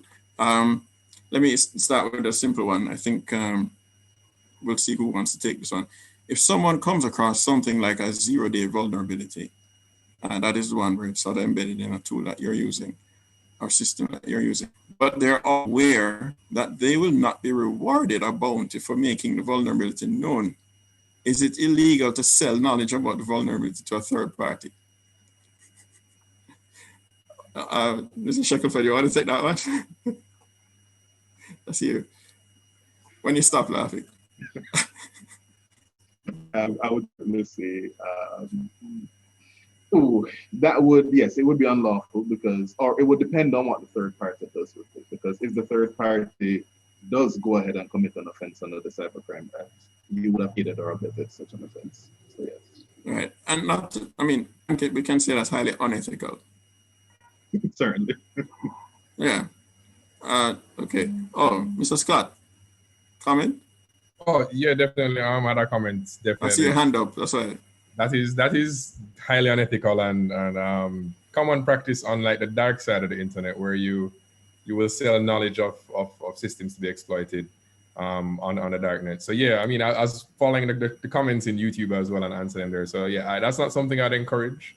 I mean, even if you're not going to benefit from it, it's always nice to help out somebody who doesn't know. Okay. I see a second question, which looks like a part of a question. I'm going to need some context to clarify this one. It has to do with if data is saved in plain text and no breaking of encryption is required to access the data, but the rest of the question is not there. And I'm wondering if that was in the context of perhaps it was in the unauthorized access. I wish I could get some clarity on that. Is that, I think the question there would be, is that a breach? Would that be a breach of the Cybercrimes Act? So a service provider has some sensitive information. They did not encrypt it. Somebody gets a hold of unencrypted data, and so in a sense it's unauthorized access because they're not supposed to have access to that, are they liable? I guess that's another lawyer question. Well, that raises issues on two fronts. On the side of the access to the unauthorized data, once again, it's knowingly accessing the data because of the language that we have. Yes, that would be a breach of the Cybercrimes Act. And on the other side, about not encrypting the data, that would engage the Data Protection Act. That's a failure of the data processor to put in place proper security measures. Right. So, right, and that's the thing. Under the Data Protection Act, there's a clear liability or responsibility on the part of the data processor to put in protection mechanisms. Right? And I know Mr. Cameron can speak at length to that. So when things like that happen, especially if you can show that the vulnerability is there because somebody overlooked something, there potentially is liability there. Well, Chuck, you want to comment on, I think on the DPA that we've clear, on the Data Protection Act, that's clear. There's no liability for any data processor under our Data Protection Act. Oh, really? So yes, that was a mistake on my part. Data controller. So I see. So all the liability is shifted to the data controller. The criminal liability, and that is why they mandate a data processing agreement to ensure that liability is passed contractually to a data processor. Wait, to a data controller? No. So there's no criminal liability. There's no liability under the Data Protection Act for any data processor. But that is why the Data Protection Act mandates a data processing agreement so that with a data controller between a data controller and a data processor, so that liability, contractual liability, can then be passed to the data processor. Okay. Under the Cybercrimes Act, would that have been a problem, not protecting information? No, that doesn't arise under the Cybercrimes Act. And for me, you have to cross a hurdle. And in terms of amendments under the Cybercrimes Act, that section 2 that says you have to do some function, you have to move it to another location. I think that's where the legislation can focus, because it's pretty clear here that you have to cause some function and move it outside of its original location. So neither under the Data Protection Act or Cybercrimes Act, through my eyes. Okay. No, I very much appreciate that the input. Mr. Shackelford, you had an opinion on there was something else you wanted to come back on regarding the protection mechanism in the Data Protection Act. Is that a comment you still want to make? You're on mute. Sorry about that. I was having trouble unmuting myself. It wouldn't be an extensive comment. It was just on the question. Go ahead. The question on negligence, not negligence, so on and so forth, which arose. The security standard in the Data Protection Act, as I said, puts an obligation on the part of the data controller to put in place technological and organizational mechanisms to ensure that personal data is protected. And within that context, you would imagine that one is expected to keep up to date with modern practices. And on top of that, and just in terms of definitions to help, the data controller is the person who essentially determines the fate of the data. They say why the data is being processed. And the data controller can also be the data processor. That's the person doing the processing, or that can be something else, so a third party. And in that context, where components of processing is outsourced to a third party, the data controller is under an obligation to ensure that that data processor can guarantee the security of the data. So just to throw that into the mix. Okay. Are there lessons from how that is structured that perhaps should be taken over into the Cybercrimes Act in terms of what constitutes adequate measures to protect the information? Is that needed in the Cybercrimes Act? What might constitute adequate measures to provide information security assurance?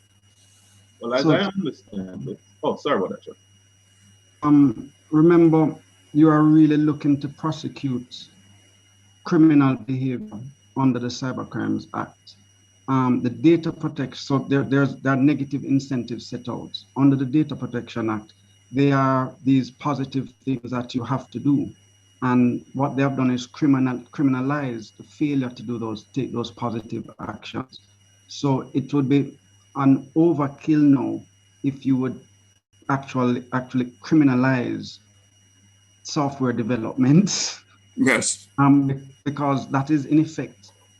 So what they have done through the Data Protection Act is to say, okay, you are spending money to build this application.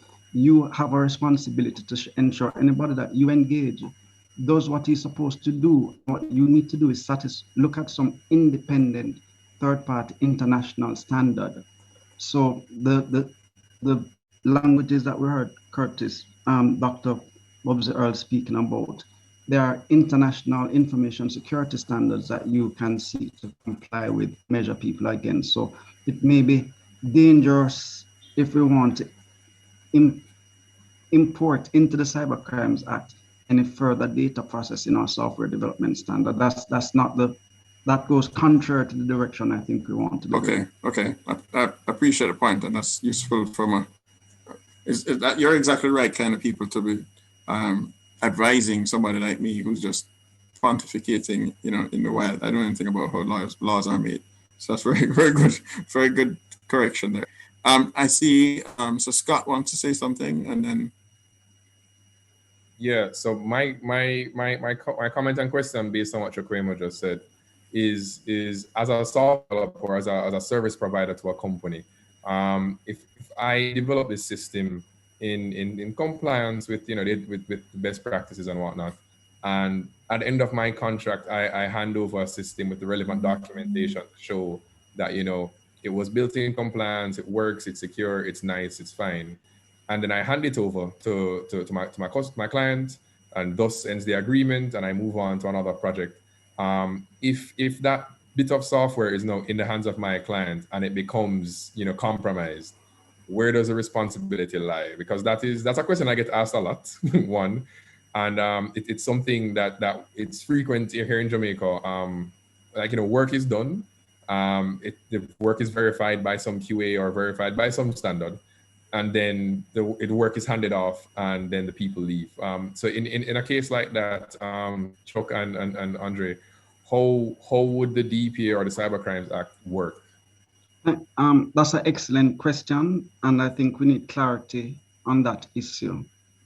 So if it is you are commissioned or contracted to develop a piece of software as a work for hire, and you assign all the intellectual property to that third party, who then becomes that data controller, you are free of all responsibilities under any Cybercrimes Act or Data Protection Act. You built a tool, you sold the tool, you have nothing else to do with that tool, even if it was poorly constructed. So they looked at it, signed off on it, and accepted it as their own. It now becomes their own. However, when you now want to still retain the intellectual property and license that piece of software to that third party, even if it is running on their equipment, that is when you still remain the data processor and you remain liable for the maintenance of the application. You heard Dr. Bobsy Earl talk about the network layer, the application layer, and the data level. You remain responsible at all material times for that application that you built. So that's a very important question and understanding I think we need to have. So based on my experience in the market right now, a lot of companies insist. I have several contracts right now. I'm looking. They insist that the companies itself who are contracting, so those are seeking work to be done, insist that the IP and everything be handed over to them and is their responsibility and so they are now assuming all this risk. This is what you're saying. So you're saying that they should leave it with the vendors and well, if they know what they're doing, depends on if they know what they're doing. Yeah. Anyway, I see a hand, Mr. Budram, Matthew Budram. Is there a question? I see a hand from you. Yeah, hi guys. So I guess a general comment, one of the things that I've been thinking about is that we should start making provisions for white hackers, bug bounty programs, and that has been the common consent. sorry, white hat. Oops. Right, and that has been a common consensus in the whole discussion. But maybe an approach where, just like in the U.S., where they have what you call it, lobbyists, or even being registered as a foreign agent in order to engage with anybody. That has been a mechanism that works in the US. Maybe something like that could work here, where you register a person as a white hat hacker, and just drawing on some of the things that Mr. Nooks had mentioned, define a scope in registering. What am I looking at?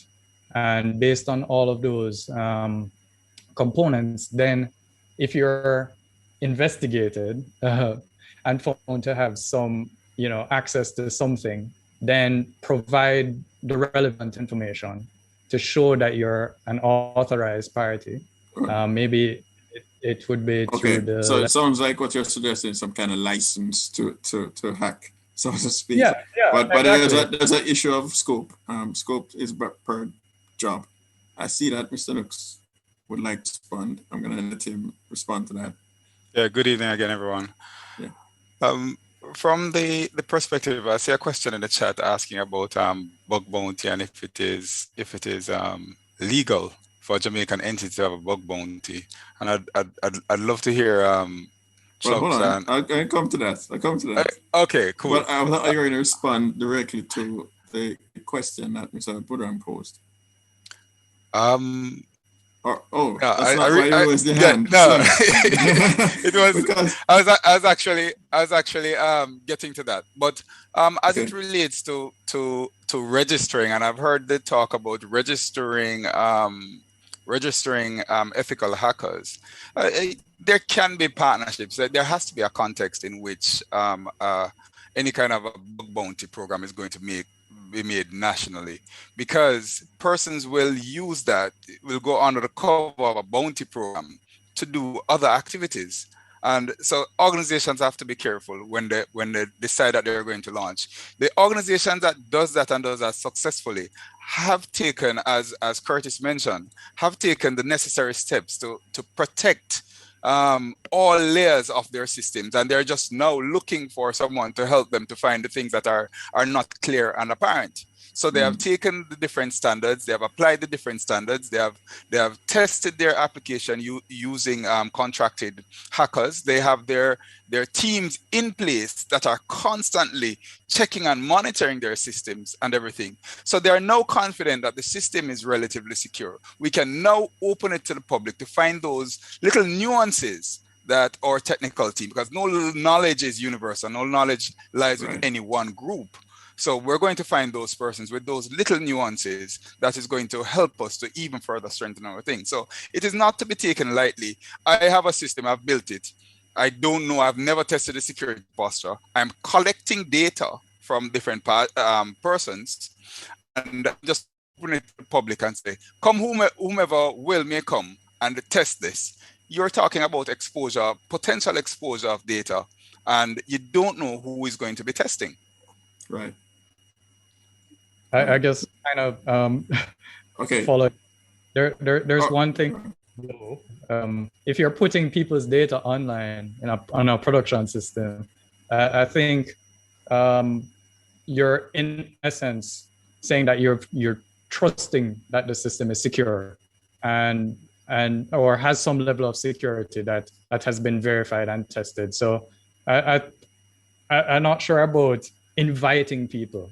That data is already should be tested, should be verified to be free from certain exploits. I think the invitation is one of come and try and test my system for these exploits, and you'll be rewarded. It's not necessarily inviting a hacker to come and hack your entire system. If it's a production system and it's exposed to the public, there are things that should be a given. Okay, I see Mr. Shackelford wants to respond to you and Dr. Busbarrel, and then I'll take there's a question pending that actually Mr. Nooks pointed at. So let's go. Go ahead, Andre. That'll be very brief. It's in relation to Meta's suggestion about sort of a positive listing of eligible hackers. It sounds good. One difficulty I have with it is that if a private organization wishes to test the system, it doesn't matter if that list exists or not. The life will move on for the private organization, and they may contract whoever they want to test the system at whatever means. The difficulty that arises in relation to public systems, and there are two elements to it. One is that a lot of these e-drives which are being pushed have a very strong political dimension and element to it. And there's a strong feeling on my part, that is, of we're doing a great job. So someone can skew information in a certain direction by just simply having a very short list of people who want the face of it look good. And the second issue is that with respect to public things like that, creating listings, they stagnate over time. So it may be a hot topic for a few months, and then a few months later, the list never expands. The authorized hackers die or go out of business or cease to exist, and the list is just gathering upward. So those are perhaps the two practical issues I would have with that sort of approach. Specifically.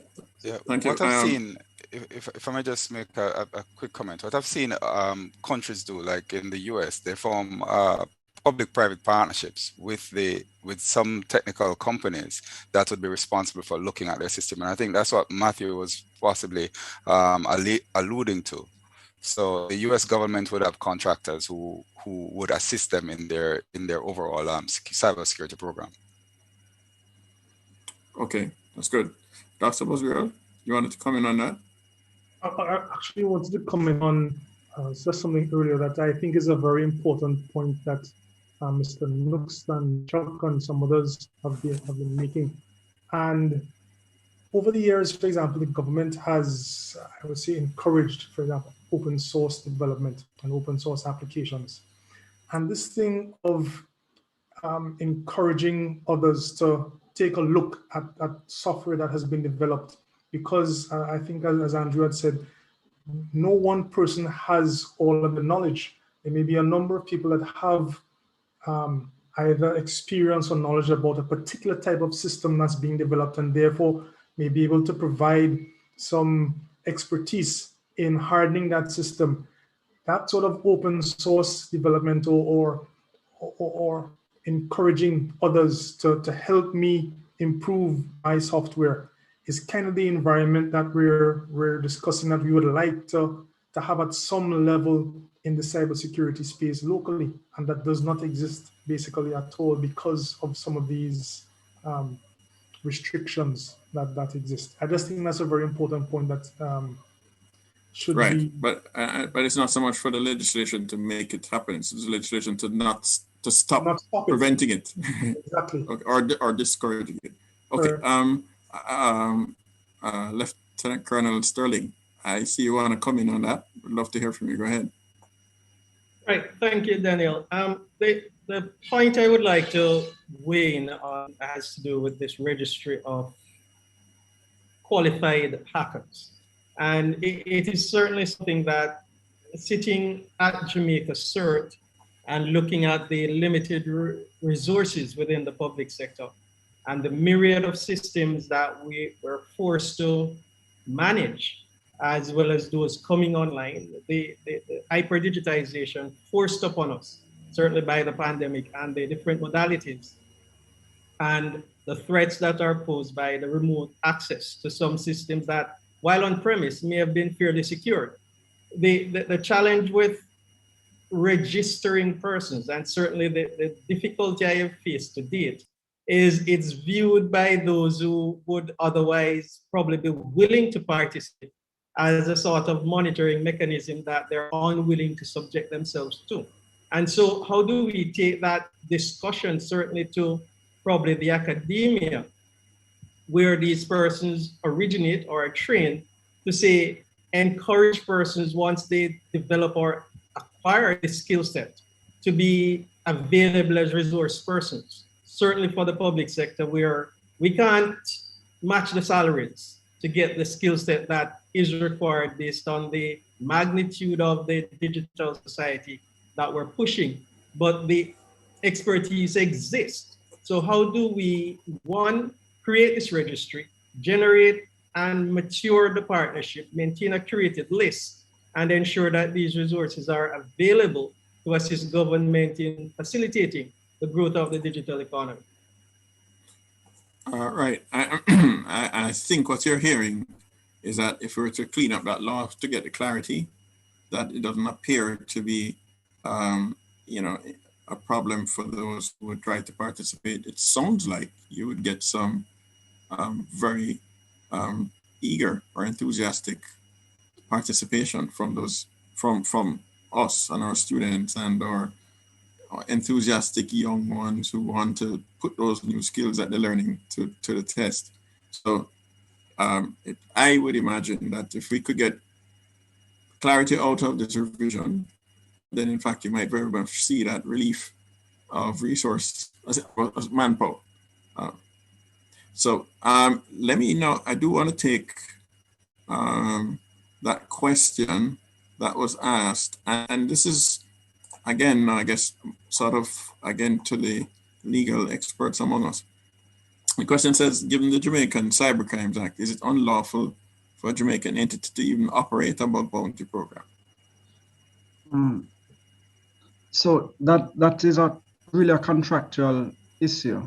And I may not fully grasp how the bug bounty works, but if it is that a company offers incentives for members of the public to test their systems, they are put an offer, and then someone would just take up on that offer, and that would be a contractual relationship.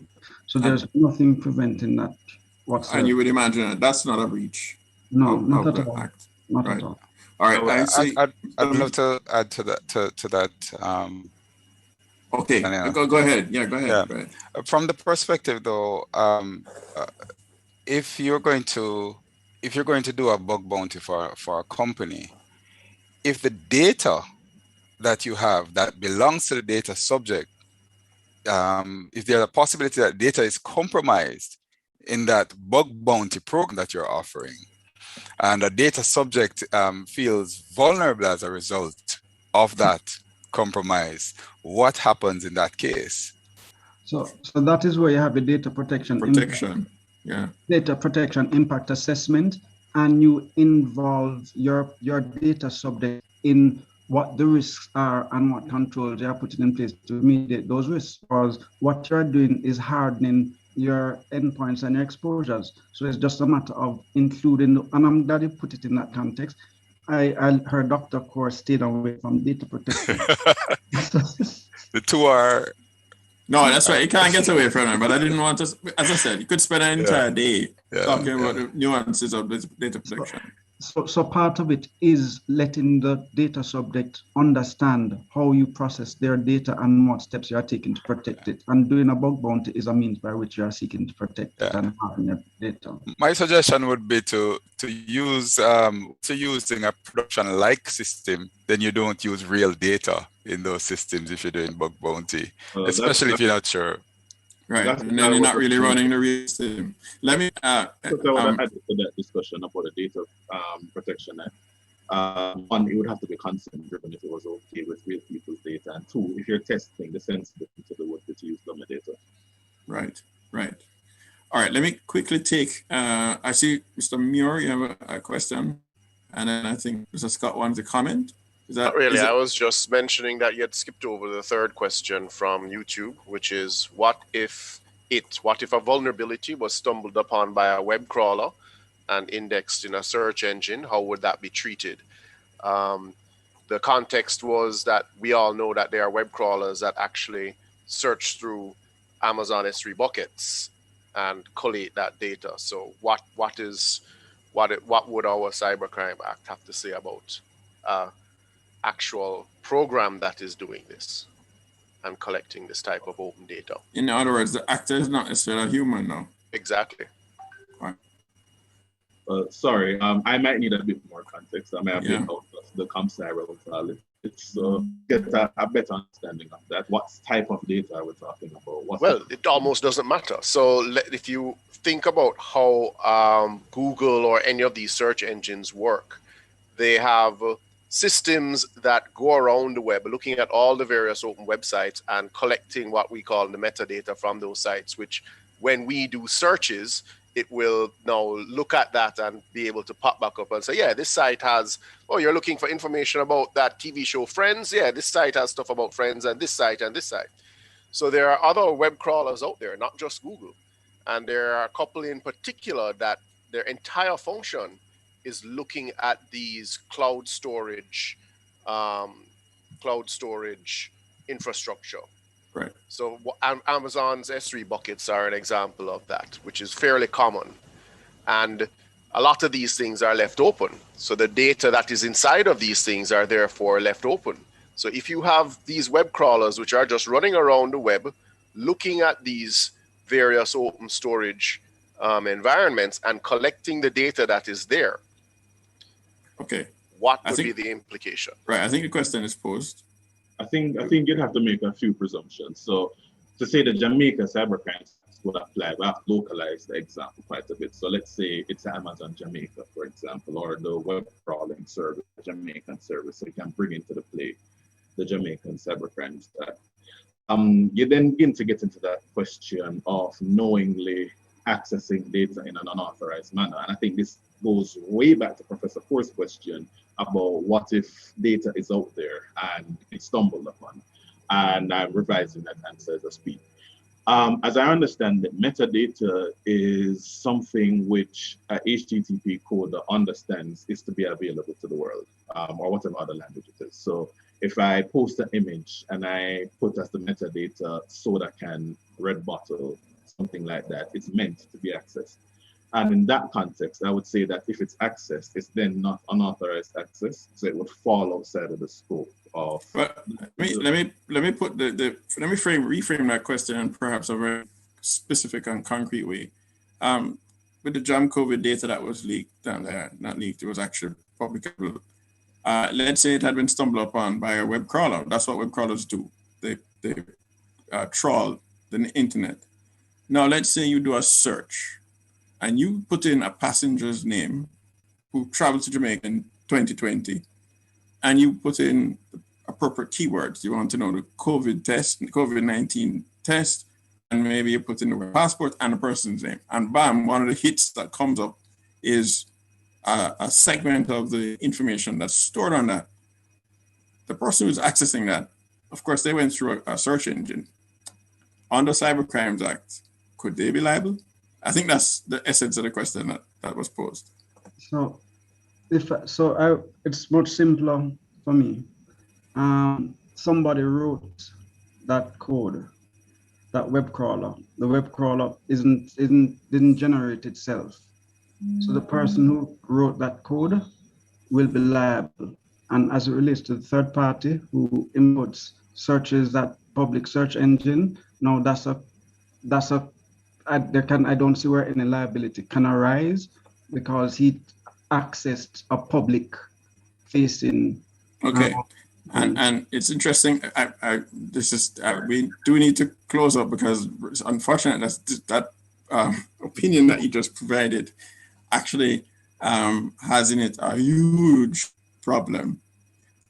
Because you're going to now say that Google is liable under that because they wrote that color. And in fact, one would then point out that whoever put that S3 server up with all that data very well knew that Google existed and how that search engine gathers its information. So is the liability on the person who allowed that web crawler to access that information? But let me, I beg your pardon. Sorry, okay. We have 15 minutes more, I think. Daniel. Oh, thank you. Okay, I thought we had to close up in 3 minutes. No, I would like to, before we close, as a cap, to put some perspective on how we move forward. And in fact, there was a question that sort of asked for that, and that's a loaded question to end on. But all right, so I see Mr. Scott had his hand up from long before. Maybe I'll ask him to come in if it's pertinent still. Oh, and yeah. then I recognize Mr. Record as being interested in saying something at the end. So go ahead, Mr. Scott, and then Mr. Record. So in the context of the bug bounties that we're talking about and responsible disclosure, Chuck and Andre and Andrew had mentioned that, you know, it's pretty much like a contract or an agreement between somebody and the company to, you know, feel free to come and take a look within this scope, you know. Don't go attacking these endpoints, don't attacking this way, etc. But when it comes to the government or to public services, for example, you know, the Jamco app was one, and you know, quite a few government websites as well. How would that work? Would I disclose it to JA Crit, CR Crit, yeah, let's call it Crit, to JA Crit? Sure. Would I call Ministry of Science and Technology? Do I call GCF? So that's the first part of my question. And the second part of my question is, how can I do this without having my door kicked down? Because that is the big question. That is something that, like, every as I mentioned it earlier in the conversation, how can we go about, or how can we implement pretty much a government bug bounty program, like a simple one that can allow, you know, responsible disclosure of common vulnerabilities and common exploits that are found on governments in such a way that people don't feel like you're going to come and kick down them door and investigate them. Okay, so I realize you put another question on the table. So before we take that answer and get perhaps I try to see if Mr. Record wanted to come in, and then I see that Lieutenant Colonel Sterling wants to respond, so I'll definitely allow him after Mr. Record. You want to go ahead? Welcome again, and go. Thank you very much. Hi, Daniel. Thank you very much. Thanks, Gunjan, for inviting me here. Great discussion, learning a lot. You know, I leave the legal stuff to folks like Chuck and, you know, all the other luminary minds.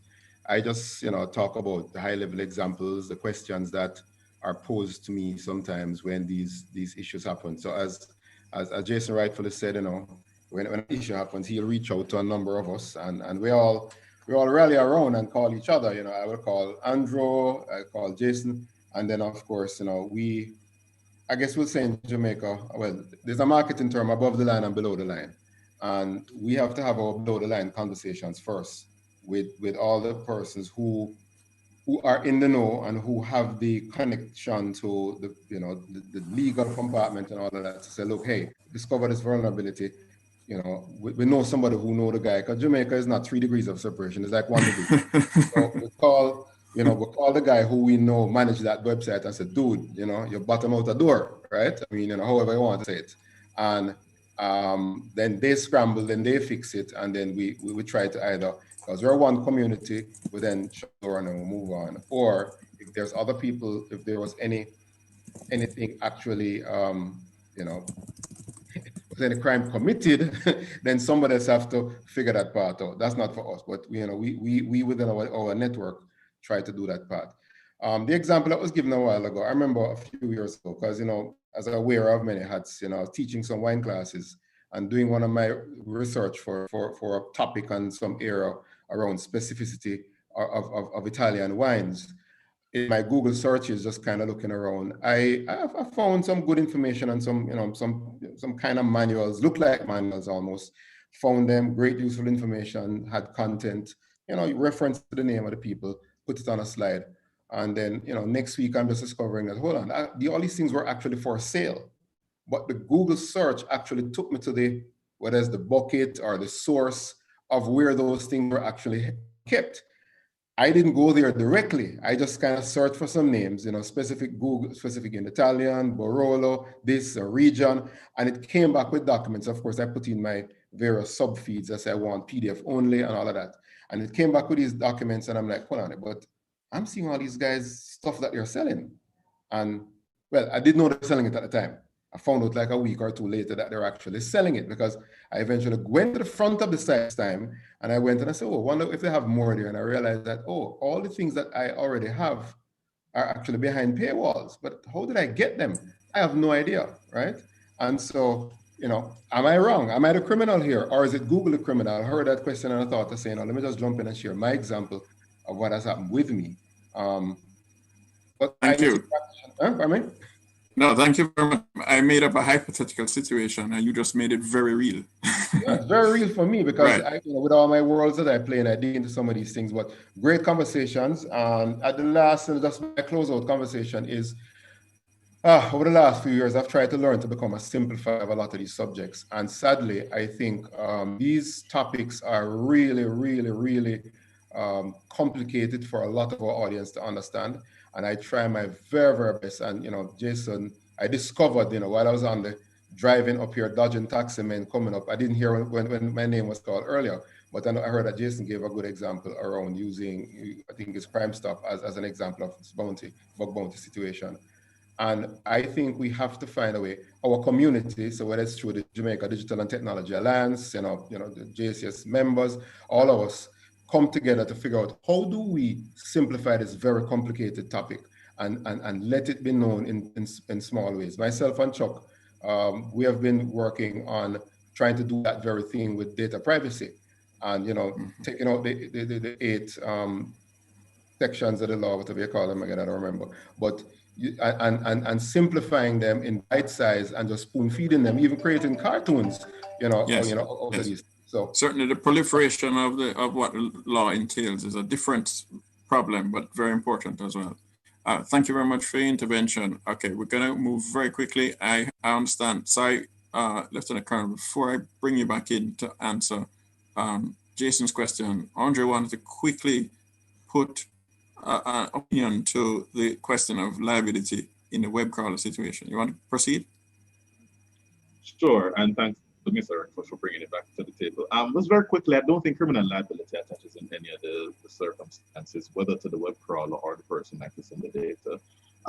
As I think Christopher Muir said in the chat, crawler is going to crawl. So just because a indexing search engine works upon something which is not protected, no liability would attach to that. And similarly, if you type in something and you happen across it, no liability attaches there as well. That would map in here the same actus reus criminal act and mens rea elements, which I mentioned earlier. And just very quickly, if I could squeeze in to answer Jason's last question about what do, we amend the Cybercrimes Act. Okay, right, and that's where we're gonna go. Lieutenant Colonel Sterling. So to really piggyback on what Andre and Chris have said in response to Jason, the way you can report these vulnerabilities without having your door kicked in or being questioned is really to engage Jamaica Search. We are not a law enforcement agency. We're there to do cyber incident response. And where you find these vulnerabilities, we are willing to work with you. If there is a criminal liability when we go through the process, then we will say to you, you know, there is this color here, and we will not just toss you to the wolves. We will actually walk this through and see where it goes. And so that sort of engagement is something we have already started with some people in academia, where we have virtual sandboxes that take us all the way up to production material in terms of pen testing and vulnerability assessment.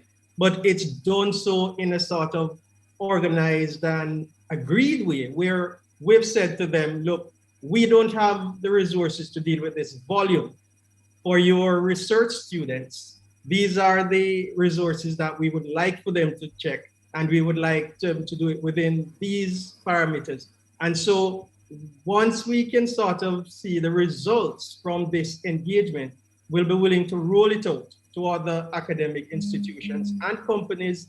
But what we have to bear in mind is that Jamaicans are going to be Jamaicans.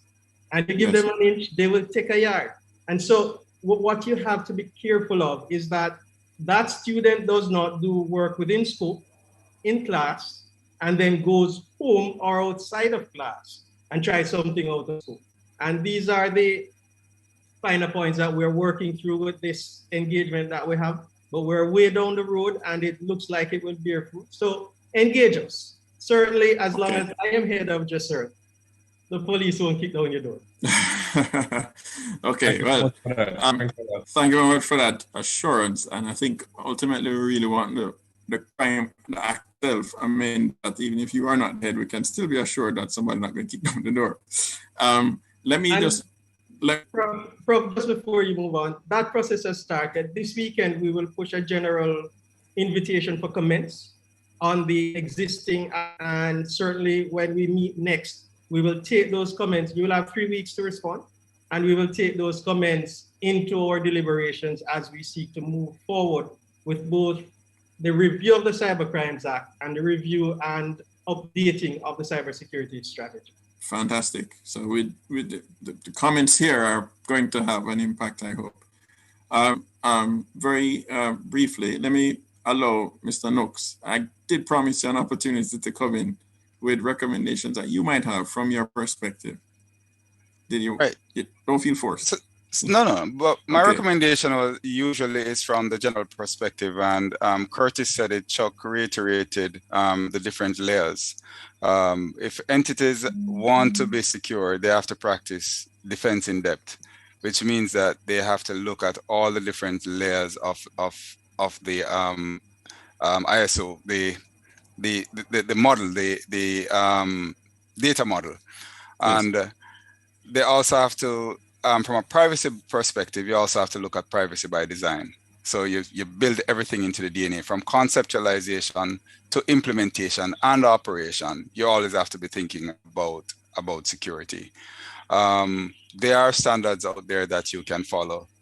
From the perspective of the Cybercrimes Act and the amendment, I know the process have started in terms of consultation by the Joint Select Committee. I know a couple of entities have been invited to comment on that. So I think that there is openness in terms of trying to make things much more improved, and to listen to the comments of public and experts like yourselves. I want to just use this opportunity to say thank you very much to Dr. Mansingh for inviting me. And it is always great to sit with a very knowledgeable group of experts. And it was great to chat with you all. I learned a lot. Thank you. Okay, fantastic. And those words, I'm not going to put too many more words on top of that. I think we've had a very enriching session. Everybody has said they've learned a lot, which means a lot because they're experts here. So very good, wonderful interaction, wonderful questions, wonderful inputs and opinions. I am very pleased to hear that coincidentally, the act itself will be under review. And so in fact, many of these ideas that have come forward will perhaps have an opportunity to have that impact. I see a final question about where will we be given the opportunity to engage. Perhaps there might be a way that can be publicized. I don't know if the answer to that is already available, but presumably that's going to be a public process, right, Lieutenant Colonel Sterling? Yes, the actual publication will be done this weekend, and it will have all the details. There will be 3 weeks for the responses to come in, and then we will take those on board and get the ball going with our next meeting. Okay, wonderful. And so I think at this point, I really do need to close this. I am very, very happy with the engagement we've had. I hope that the audience out there has had as enriching an experience as us who have participated in the discussions on Zoom ourselves. Thank you all for participating and being here with us, and have a very good evening for what's left of it. Thank you all. Bye.